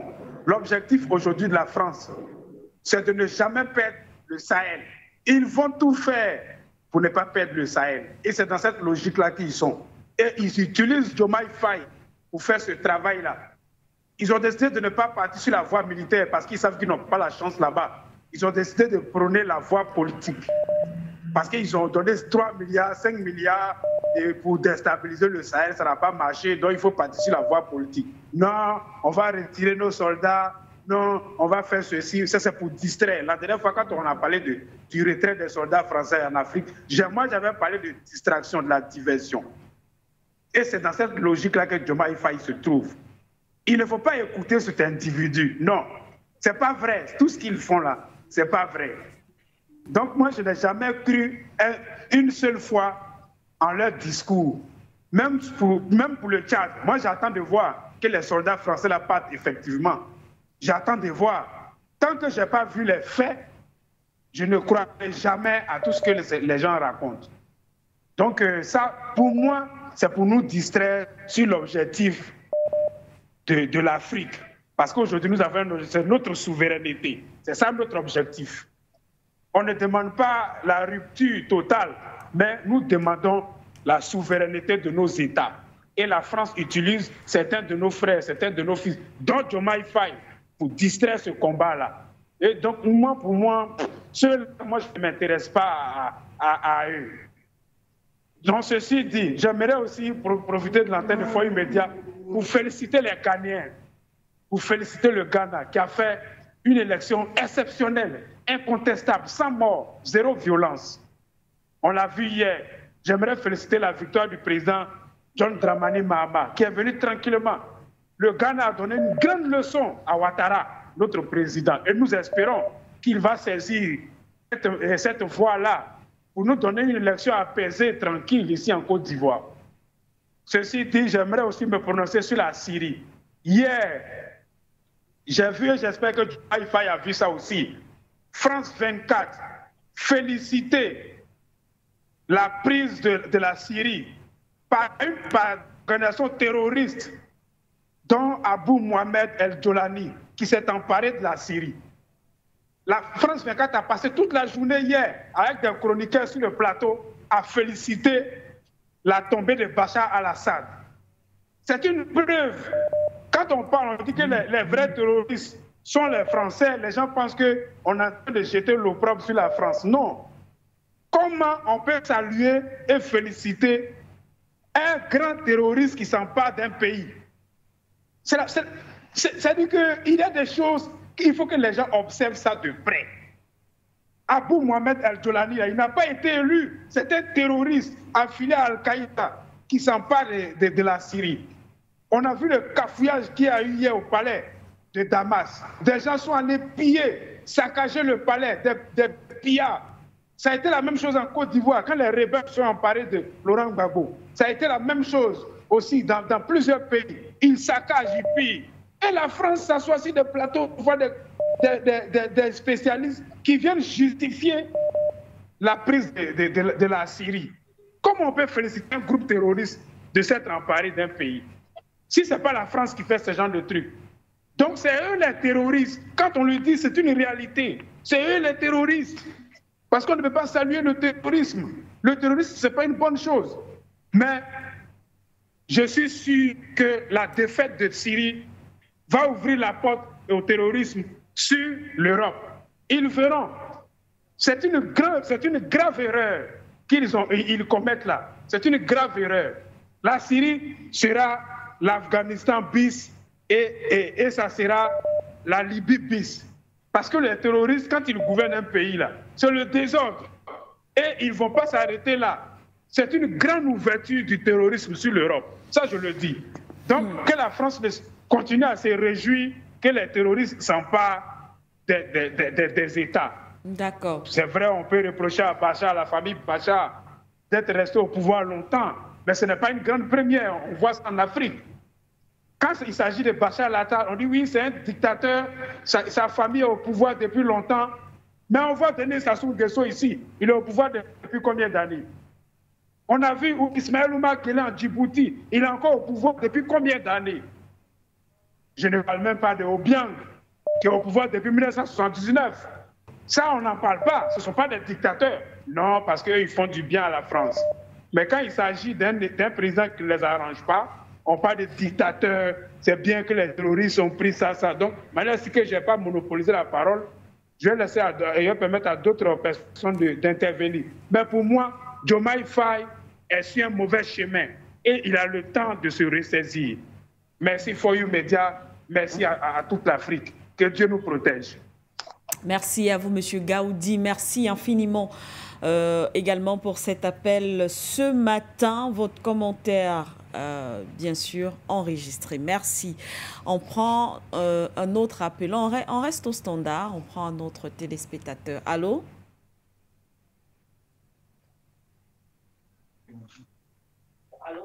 Allô, bonjour madame. Bonjour monsieur, bienvenue. Allô? Monsieur, bonjour. Oui, bonjour madame. Oui, je suis Mateke depuis Yaoundé. Bienvenue monsieur Mateke. Oui, je suis Mateke depuis Yaoundé. Merci beaucoup madame Sike. Madame Sike, c'est très décevant pour les aventuriers ambigus de la Côte d'Ivoire, du Sénégal. Ils croient se cacher, mais ils ne se cacheront pas. Et l'Afrique est en marche. Sincèrement, Madame Sike, avec vos efforts, avec les prières de tout le monde, l'Afrique est en marche. J'ai toujours dit, l'ennemi juré de l'Afrique noire, c'est la France. La France, c'est des terroristes. Tous les dirigeants français, tous les hommes politiques français sont des terroristes. Parce qu'on ne peut en aucun cas faire l'apologie de la terreur des terroristes. Ils disent djihadistes, mais ils ont le mot collé. Macron, c'est un putschiste né. Macron, il n'a pas de gouvernement, il ne peut pas parler de démocratie. Il ne peut pas. Et revenant à nos trois lumières polaires, là, nos 3 étoiles polaires, donc Ibrahim Traoré, Assimi Goïta et Tiani, si les pays de la CEDEAO les dérangent, qu'ils bloquent leur surface, leur terrain, leur survol de terrain, qu'ils les bloquent, ils dépassent tout ça là, ces gens sont dans l'embarras, ils attendent janvier. Et d'ici janvier, beaucoup de choses peuvent se passer. Malheureusement que le blanc, l'impérialiste et le colonialisme ne savent pas que c'est aujourd'hui là, ils ont les radars qui brouillent toutes les lignes de la France et de l'Amérique. Ça, j'en félicite parce que ce que Assimi Goïta et son armée ont fait à Tizawaten l'autre jour, là, c'était une victoire que le blanc ne comprend pas, ils ne comprennent pas, ils sont fâchés parce qu'ils sont bien morts, bien correctement. La terreur à la terreur. Alors, Madame Sike, je ne sais pas ce que les blancs nous veulent. Ils font maintenant les débats sur du n'importe quoi, ce qui les concerne même. Ce qui se passe en Syrie, là, comme venait de dire mon prédécesseur, là, ça va les revenir au nez. Ça va les revenir au nez. Qui ne croient pas que l'Ukraine, on n'en parle plus. Si ça s'est passé, c'est parce que Bachar el-Assad, personne. Est-ce que l'Angleterre, là, la reine Elisabeth, là, ça fait combien de temps qu'il gouverne l'Angleterre? Ça fait des milliers d'années. Hein? Les monarchies, il y a 12 en Europe, ils sont démocratiques. C'est les méchants comme ça. Ils ont supporté Ouattara. Il y a eu 3000 morts. Il y a eu la tête d'un être humain qu'on a joué au football. Que dit la France qui aime tant la démocratie? La complicité de la France est en Côte d'Ivoire un exemple patent. Alors la fin de la France est là. Il manque seulement le franc CFA. Que Diomaye ou que le président tchadien fasse le dilatoire, ça nous importe peu. Ce que nous savons, c'est la fin de la France. Parce qu'en fait, ce qu'ils ne savent pas, c'est que rien que parler de ça en Mondovision, la France ne leur pardonnera jamais. Et jamais le français, c'est un méchant. L'incarnation de la méchanceté, c'est la France. L'incarnation de la méchanceté, Madame Sike, c'est la France. Alors, je vous félicite. Pardon, je vous ai demandé 2 choses. Créer des médias comme ça, que notre célèbre, votre directeur général fondateur, crée des médias comme ça au Niger, au Burkina Faso, pour que nous soyons plus forts. Que la Russie lui donne les antennes dures que personne ne peut interrompre. Parce que nous sommes dans des pays de merde. Bon, merci beaucoup. Bonne journée. Et je félicite et je remercie les dirigeants de For You Media. Bonne journée. Merci. Merci à vous, Monsieur Mateke. Monsieur Mateke qui appelait depuis la ville de Yaoundé au Cameroun. Merci infiniment, Monsieur Mateke. On prend peut-être, sera peut-être le dernier téléspectateur au standard. Allô?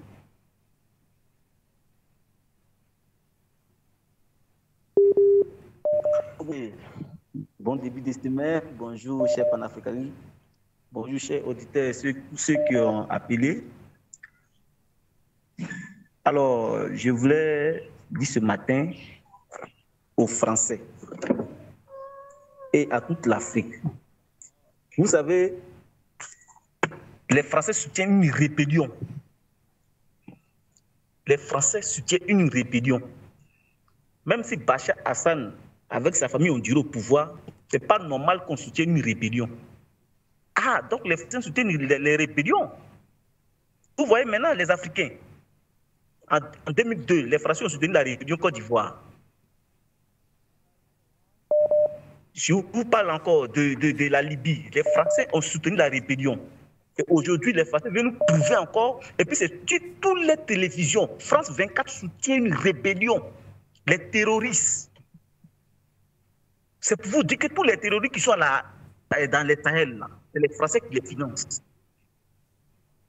C'est les Français qui les financent. C'est pour vous dire que tous les terroristes qui sont dans les Sahel, là, c'est les Français qui les financent. C'est l'Union européenne qui les finance. Parce qu'aujourd'hui, Bachar Hassan allait se réfugier en Russie. La Russie n'est pas capable de défendre Bachar Hassan. Non! Non! Non! C'est-à-dire que l'intelligence française, on laisse aller dépasse eux-mêmes. L'intelligence française les dépasse. Vous pensez que si Bachar Hassan a reposé, mais le monde serait une catastrophe. C'est-à-dire l'Israël qui bombarde le Liban ici, et la Russie qui mène une guerre militaire ici, et comment on appelle ça? Bachar Hassan aussi va bombarder ici, mais c'est le monde qui est gâté. C'est le monde qui est en détruction. Mais les Français, il ne faut pas, ils vont oublier. Ce qui se passe, il ne faut pas, ils vont oublier qu'ils vont assumer. C'est-à-dire qu'ils vont subir ça aussi. Adieu ne dort pas, hein. Ils sont en train de faire des médias, ils sont en train de faire des propagandes sur les pays qui sont attaqués, qui sont envahis par les terroristes. Ils sont en train de faire des publicités, mais eux-mêmes, ils s'oublient eux-mêmes. Eux-mêmes, ils sont en train de s'oublier eux-mêmes. Ils font très attention à ce qu'ils sont en train de faire. Sur les France 24, LCI, TF1, ils sont en train de féliciter une rébellion. Les Français sont en train de féliciter une rébellion. Vous voyez ça, Madame Tshiké? Je pense que nous, les pays africains, les présidents de l'AES doivent être très vigilants. C'est ce que je dis toujours, hein. Soyons très vigilants, très vigilants. Soyons très vigilants parce que les terroristes, ils font là, ils vont faire une coalition pour venir se verser en Afrique subsaharienne. Les terroristes qui sont en train de faire comme ça, là, ils vont faire une coalition pour venir se verser en Afrique sahélienne. Donc, soyons très vigilants sur nos frontières. Si tous les frontières maghrébiens, soyez très vigilants parce que ce qui se passe là risque d'atteindre le monde entier. Et puis les Français, ils oublient qu'eux-mêmes, ils sont au milieu de eux là-bas. Les Français oublient ça. C'est en train de les entourer. Ils ne savent pas. C'est en train de les entourer. Liban, Syrie, Afghanistan. Et ils oublient ça. Quand ça va les attraper, on va voir ce qu'ils feront. Comme ils ont une armée puissante, les propagandes là les donnent la force. Nous, en Afrique, ici, on va débattre et puis on va combattre tous ces fléaux-là. En tout cas, merci beaucoup à la télévision For You Media de nous avoir permis de nous exprimer sur l'Afrique. Aujourd'hui, nous voyons que non, les Africains, les jeunes Africains voient clair maintenant. Voient clair. Nous, on ne dit pas que nous ne voulons pas la France, nous ne voulons pas la politique française. Nous ne voulons pas comment la France dirige l'Afrique. C'est ce qu'on ne veut pas. On n'a pas dit qu'on ne veut pas les Français. Nous vivons avec la France. Hein. On a des jeunes Français qui sont ici, on rit avec eux, on boit avec eux, on joue, hein, on a beaucoup dit, hein, mais c'est la dirigeance, la politique qu'on ne veut pas. Alors quand on dit ça, les gars pensent que non, on ne veut pas la France. Non. For You Media n'a pas annoncé que nous ne voulons pas la population française. Alors la télévision, il doit écouter très bien ce que nous parlons. Nous ne voulons pas les dirigeants de la manière dont la France dirige l'Afrique. Nous voulons le partenariat gagnant-gagnant, équitable, équilibre. Voilà, c'est ce que nous voulons. Mais si la France ne veut pas assumer cela, qu'il dégage. Voilà, qu'il va aller face ailleurs. Donc quand on parle des médias, cela ne veut pas que on ne veut pas les Français. Alors qu'ils soient très très attentifs. Les propagandes des Africains négatifs qui soutiennent cela là, qu'ils soient très attentifs pour ça. Alors, merci beaucoup, merci à Forum Média, merci surtout au directeur de Forum Média qui nous permettent à s'exprimer sur la liberté d'expression. En tout cas, merci beaucoup et bon début de semaine et une bonne émission à vous. Merci beaucoup. Merci à vous, monsieur, d'avoir appelé. Je ne sais pas le temps de caler monsieur Peter qui est... OK. Donc, on va rapidement, le standard, on va rapidement prendre M. Peter avant de revenir sur le plateau et conclure avec nos invités. M. Peter, bonjour. Center. Je veux saluer M. Sango, Dr Sango, et puis d'autres invités. Je vais être très bref. En analysant la situation, on comprend qu'il y a un bouleversement géopolitique qui est en train d'être opéré en Afrique. Je ne parle pas de ce qui se passe au Moyen-Orient. Pourquoi l'élection de l'opposant ghanéen aujourd'hui à la présidence du Ghana a changé complètement la donne, parce que c'est un pur anglophone. Et quand je dis anglophone, c'est-à-dire que dans son esprit, il a encore quelques germes de Kwame Nkrumah dans son esprit. Et ça, c'est un journaliste ghanéen qui m'a expliqué un peu hier le pourquoi les Ghanéens sont très contents, parce que ils ont compris que Nana Akufo était un vendu, était comment on dit ça encore, un maçon qui était en train de montrer des papins pour son maître, qui est le contremaître architecte. Donc, ils en avaient gros sur le cœur, puisque à cause de lui, le Ghana a connu une grosse inflation. Donc, leur souci actuellement, c'est de redresser le pays. Et deuxième chose, on m'a fait entendre aussi qu'ils sont intéressés par le relais sur la sortie du port de Takoradi des marchandises venant du Burkina ou du Niger. Ça, c'est déjà un bon point. Et il faut tenir compte de tout ça. Quant à M. Diomaye Faye, comme je dis, Mme Siké, je ne vais pas tirer des conclusions hâtives sur son comportement. Et comme j'ai expliqué dans différentes émissions, je dis qu'il n'est pas un militaire, c'est un civil. Il fait l'apprentissage politique. Il comprend maintenant la géopolitique. Et je crois que tous ces événements actuels qui sont en train de se passer sont en train de changer un peu son planning qu'il avait établi lorsqu'il avait signé les accords avec ses parrains.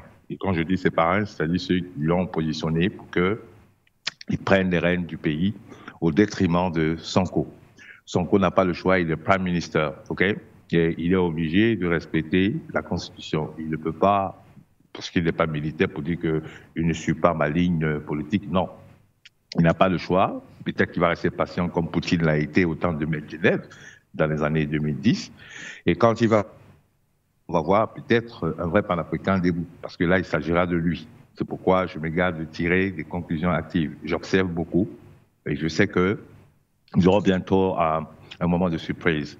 Maintenant, pour briefer un peu l'attitude des Occidentaux, quand on voit un peu ce qui s'est passé, c'est un avertissement qu'on nous donne à nous, Africains, de comprendre que les Occidentaux sont des bandits, des voyous, des braqueurs, de cow-boys. Ils sont sans vergogne. Là où ça les arrange, ils considèrent que le loup est un agneau. Vous comprenez? Et ça ne doit pas passer à l'esprit de l'Africain. Et je m'adresse à l'AES. Dans leur calendrier, ils ont dit qu'après avoir fini avec la Syrie, ils vont maintenant attaquer les intérêts de la Russie en Afrique. Donc, soyons sur nos gardes. C'est ce que je veux dire ce matin. Thank you so much. Bye. Merci à vous, Monsieur Peter. Merci infiniment. C'est avec vous qu'on ferme le standard pour ce matin et on va donc rapidement passer la parole à nos invités à la suite de vos commentaires, chers téléspectateurs, Monsieur Atangana. Alors, on est sur cette sortie du président sénégalais Diomaye Faye, CEDEAO, AES, finalement, difficile d'entrevoir ou d'envisager une forme de coopération ou encore de collaboration, mais puisque voilà, la CEDEAO a apparemment, avec l'engagement du président sénégalais, résiste et continue. D'ailleurs, on rappelle que Diomaye Faye appelle à des réformes au sein de la CEDEAO. Et on a de l'autre côté l'AES qui existe également et qui veut encore aller plus loin.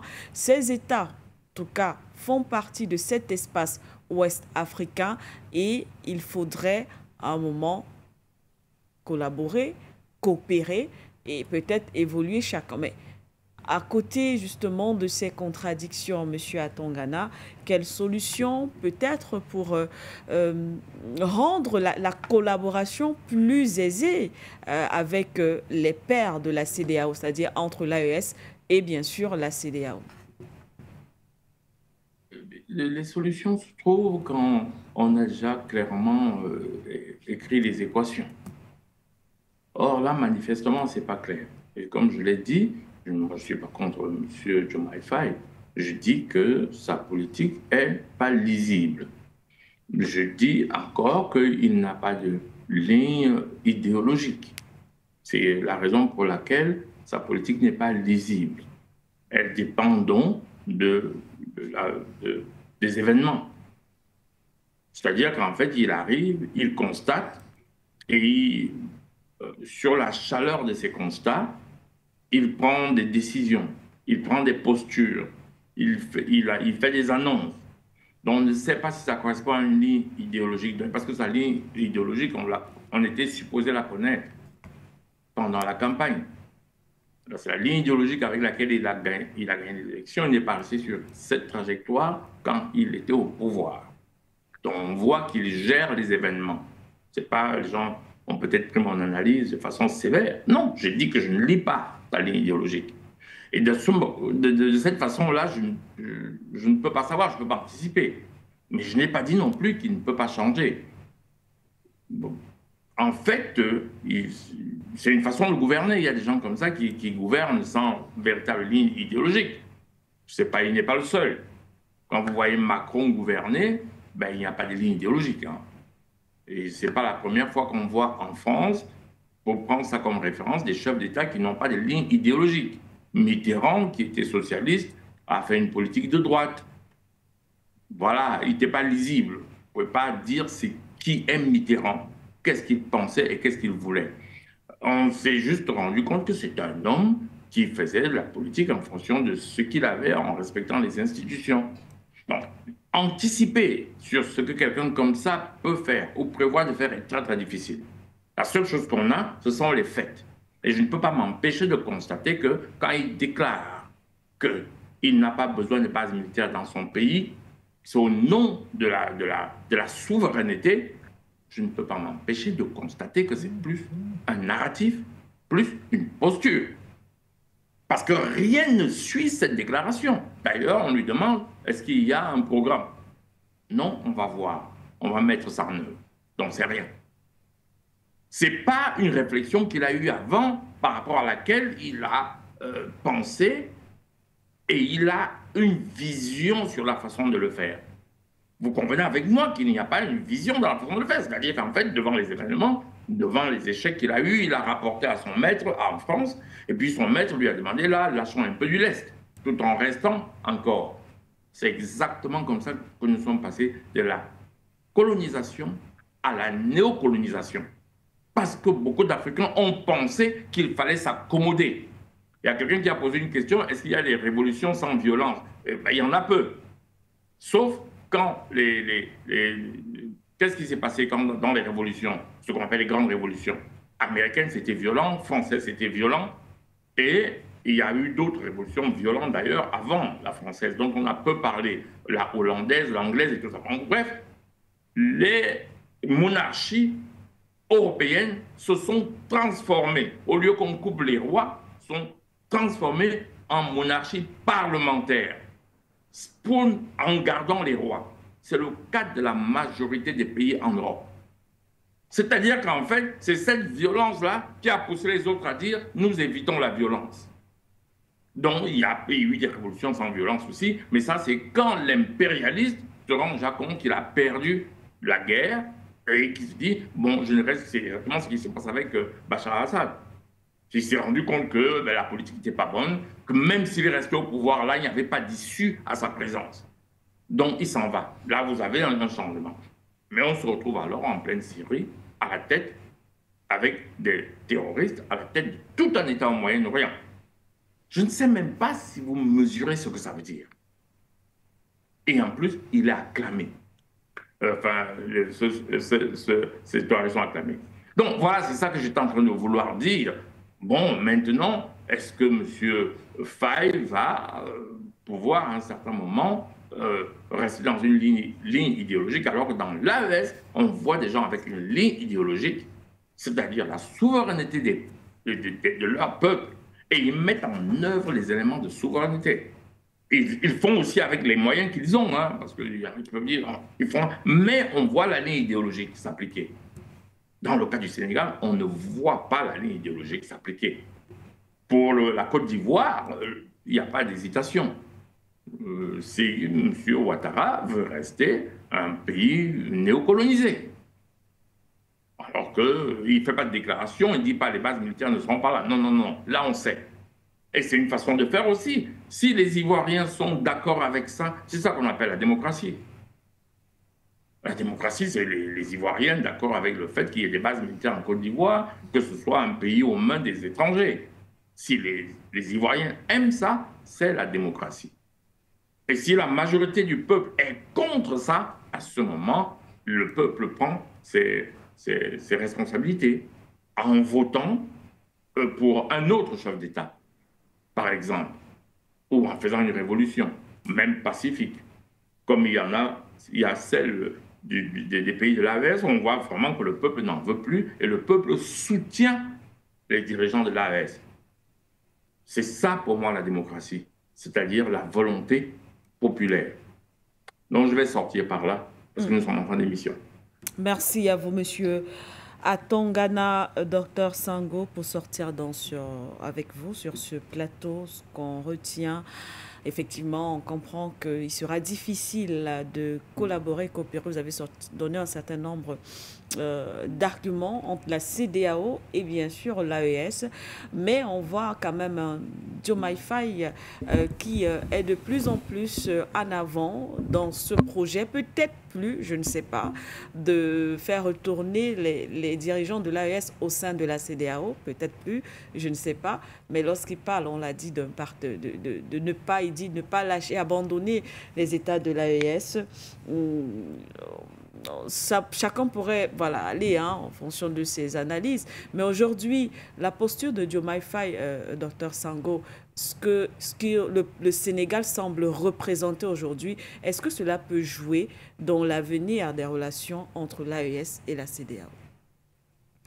Diomaye Faye, aujourd'hui, est dans l'assimilation et la dissimulation. Vous devez savoir qu'en politique, il y a ce qu'on appelle les combats perdus d'avance. C'est-à-dire des combats qui ne méritent pas d'être menés, des combats qui sont menés justement pour divertir et pour retarder les dynamiques propulsives qui sont en train d'être portées par les populations. Ouais. C'est exactement ce que Diomaye Faye est en train de faire là, c'est-à-dire retarder, empêcher ces dynamiques qui sont en train de porter des fruits aujourd'hui.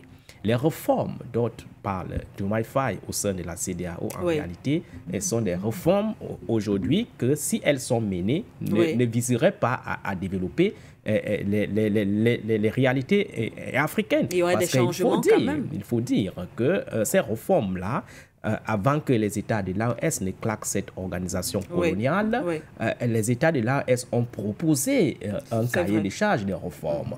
Et ça a été refusé.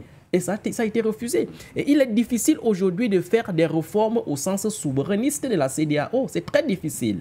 Pourquoi? Parce que la CEDEAO aujourd'hui est aujourd'hui sous le prisme de l'influence coloniale. La France ne sera pas prête à ce que son influence se décharge de la CEDEAO. La France ne sera pas prête que la CEDEAO prenne des orientations et des trajectoires qui visent à fragiliser son influence. Pourquoi? Parce que ça a déjà été démontré que la France vit, c'est justement parce que l'Afrique est là la France vit, c'est justement parce qu'elle puise l'Afrique. Or, comment est-ce qu'elle puise l'Afrique? C'est justement par des mécanismes coloniaux. Les bases militaires, les organisations d'intégration sous-régionale qui sont totalement infiltrées par elle. Les dons qui entraînent les contre-dons sur le plan anthropologique ou moral. L'Union africaine infiltrée, CEDEAO infiltrée. Toutes nos organisations infiltrées. Donc, les réformes dont parle Diomaye Faye, est-ce que c'est des réformes qui consistent donc à souverainiser la CEDEAO? Je ne pense pas. Est-ce que c'est des réformes qui consistent donc à rendre la CEDEAO totalement autonome et indépendante? C'est ce que le président a avancé, effectivement. Il a avancé, mais je suis en train de vous dire que sur le plan de la faisabilité, ça ne peut pas se faire. Ça ne peut pas se faire. Donc, la coopération entre les États de l'AES et les États, n'est-ce pas, de la CEDEAO relève aujourd'hui d'un cercle carré.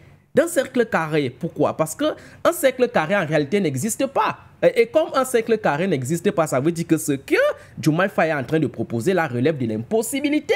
Et à l'impossible, nul n'est tenu. Je suis en train de vous dire que Diomaye Faye est dans l'assimilation et la dissimulation. Son problème, c'est de jouer ce jeu-là et passer son temps à la tête du Sénégal.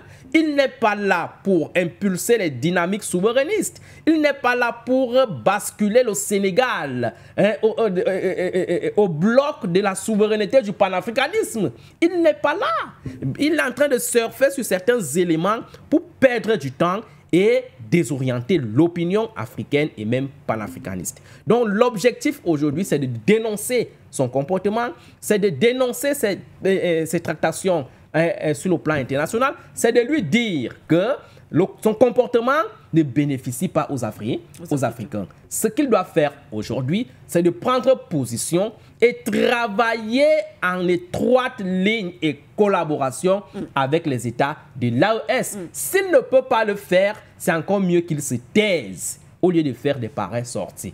Vous regardez par exemple les États de l'AES, chaque fois qu'il fait ces sorties-là, est-ce qu'ils répondent? Ils ne répondent pas. C'est-à-dire ça n'a pas d'effet. Ça n'a pas d'effet, pourquoi? Parce qu'en réalité, ça ne s'accompagne pas des actions, ce n'est pas sincère. Les États de l'AES sont conscients que ce n'est pas sincère. Les États de l'AES ont décidé de sortir de la CEDEAO. Ils ont créé une organisation d'intégration sous-régionale qui est en train de marcher parfaitement et qui porte des prouesses et des fruits, n'est-ce pas, plus que la CEDEAO qui est là depuis pratiquement 50 ans. Donc, la Confédération des États de l'AES qui a été mise sur pied est en train de travailler pour s'orienter vers la fédération. Vous savez que c'est ça l'objectif. C'est ça l'objectif. Et cette façon de faire n'est pas sans conséquences. Les conséquences, c'est quoi? C'est qu'il y a amélioration des conditions de vie des populations dans ces trois pays. Les conséquences, c'est quoi? C'est qu'il y a, n'est-ce pas ici, consolidation du processus d'intégration. On voit que ces trois États-là, inter-échange sans difficulté. La conséquence, c'est quoi? C'est la configuration d'un bloc de puissance solide qui leur donne la capacité de résister aux velléités de déstabilisation des puissances occidentales. Pourquoi? Parce que si ces États-là étaient isolés, c'est qu'il y a longtemps que ces dynamiques avaient été brisées dans chacun de ces États-là, s'ils ne se mettaient pas ensemble. Donc le fait de se mettre ensemble aujourd'hui donne des difficultés à leurs ennemis de les infiltrer n'importe comment, étant donné que leurs ennemis ont toujours privilégié le passage ou l'utilisation, n'est-ce pas, du pays, n'est-ce pas, voisin pour déstabiliser l'autre. Vous voyez donc que le fait de se mettre ensemble crée un rapport de force, un ciment unificateur qui produit ce qu'on appelle en géostratégie l'équilibre de la terreur. Et cet équilibre de la terreur a justement pour objectif et pour importance d'instaurer une sorte de paix, même si elle ne peut pas être perpétuelle au sens kantien du terme. Donc, Diomaye Faye doit arrêter sa gesticulation. Les États africains n'ont plus besoin de cette gesticulation. Les États africains ont besoin des actions et des soulèvements de profondeur. Merci à vous une fois de plus, Dr Sango. C'est la fin de cette édition de For You Matin sur For You Media Africa. Merci à vous également, Monsieur Atangana. Merci à vous, chers téléspectateurs, d'avoir été avec nous ce matin encore. Vous le savez, on se donne rendez-vous demain matin pour d'autres thématiques. peut-être notre panel. Mais d'ici là, portez-vous bien et restez bien sûr en compagnie de nos programmes sur For You Media Africa.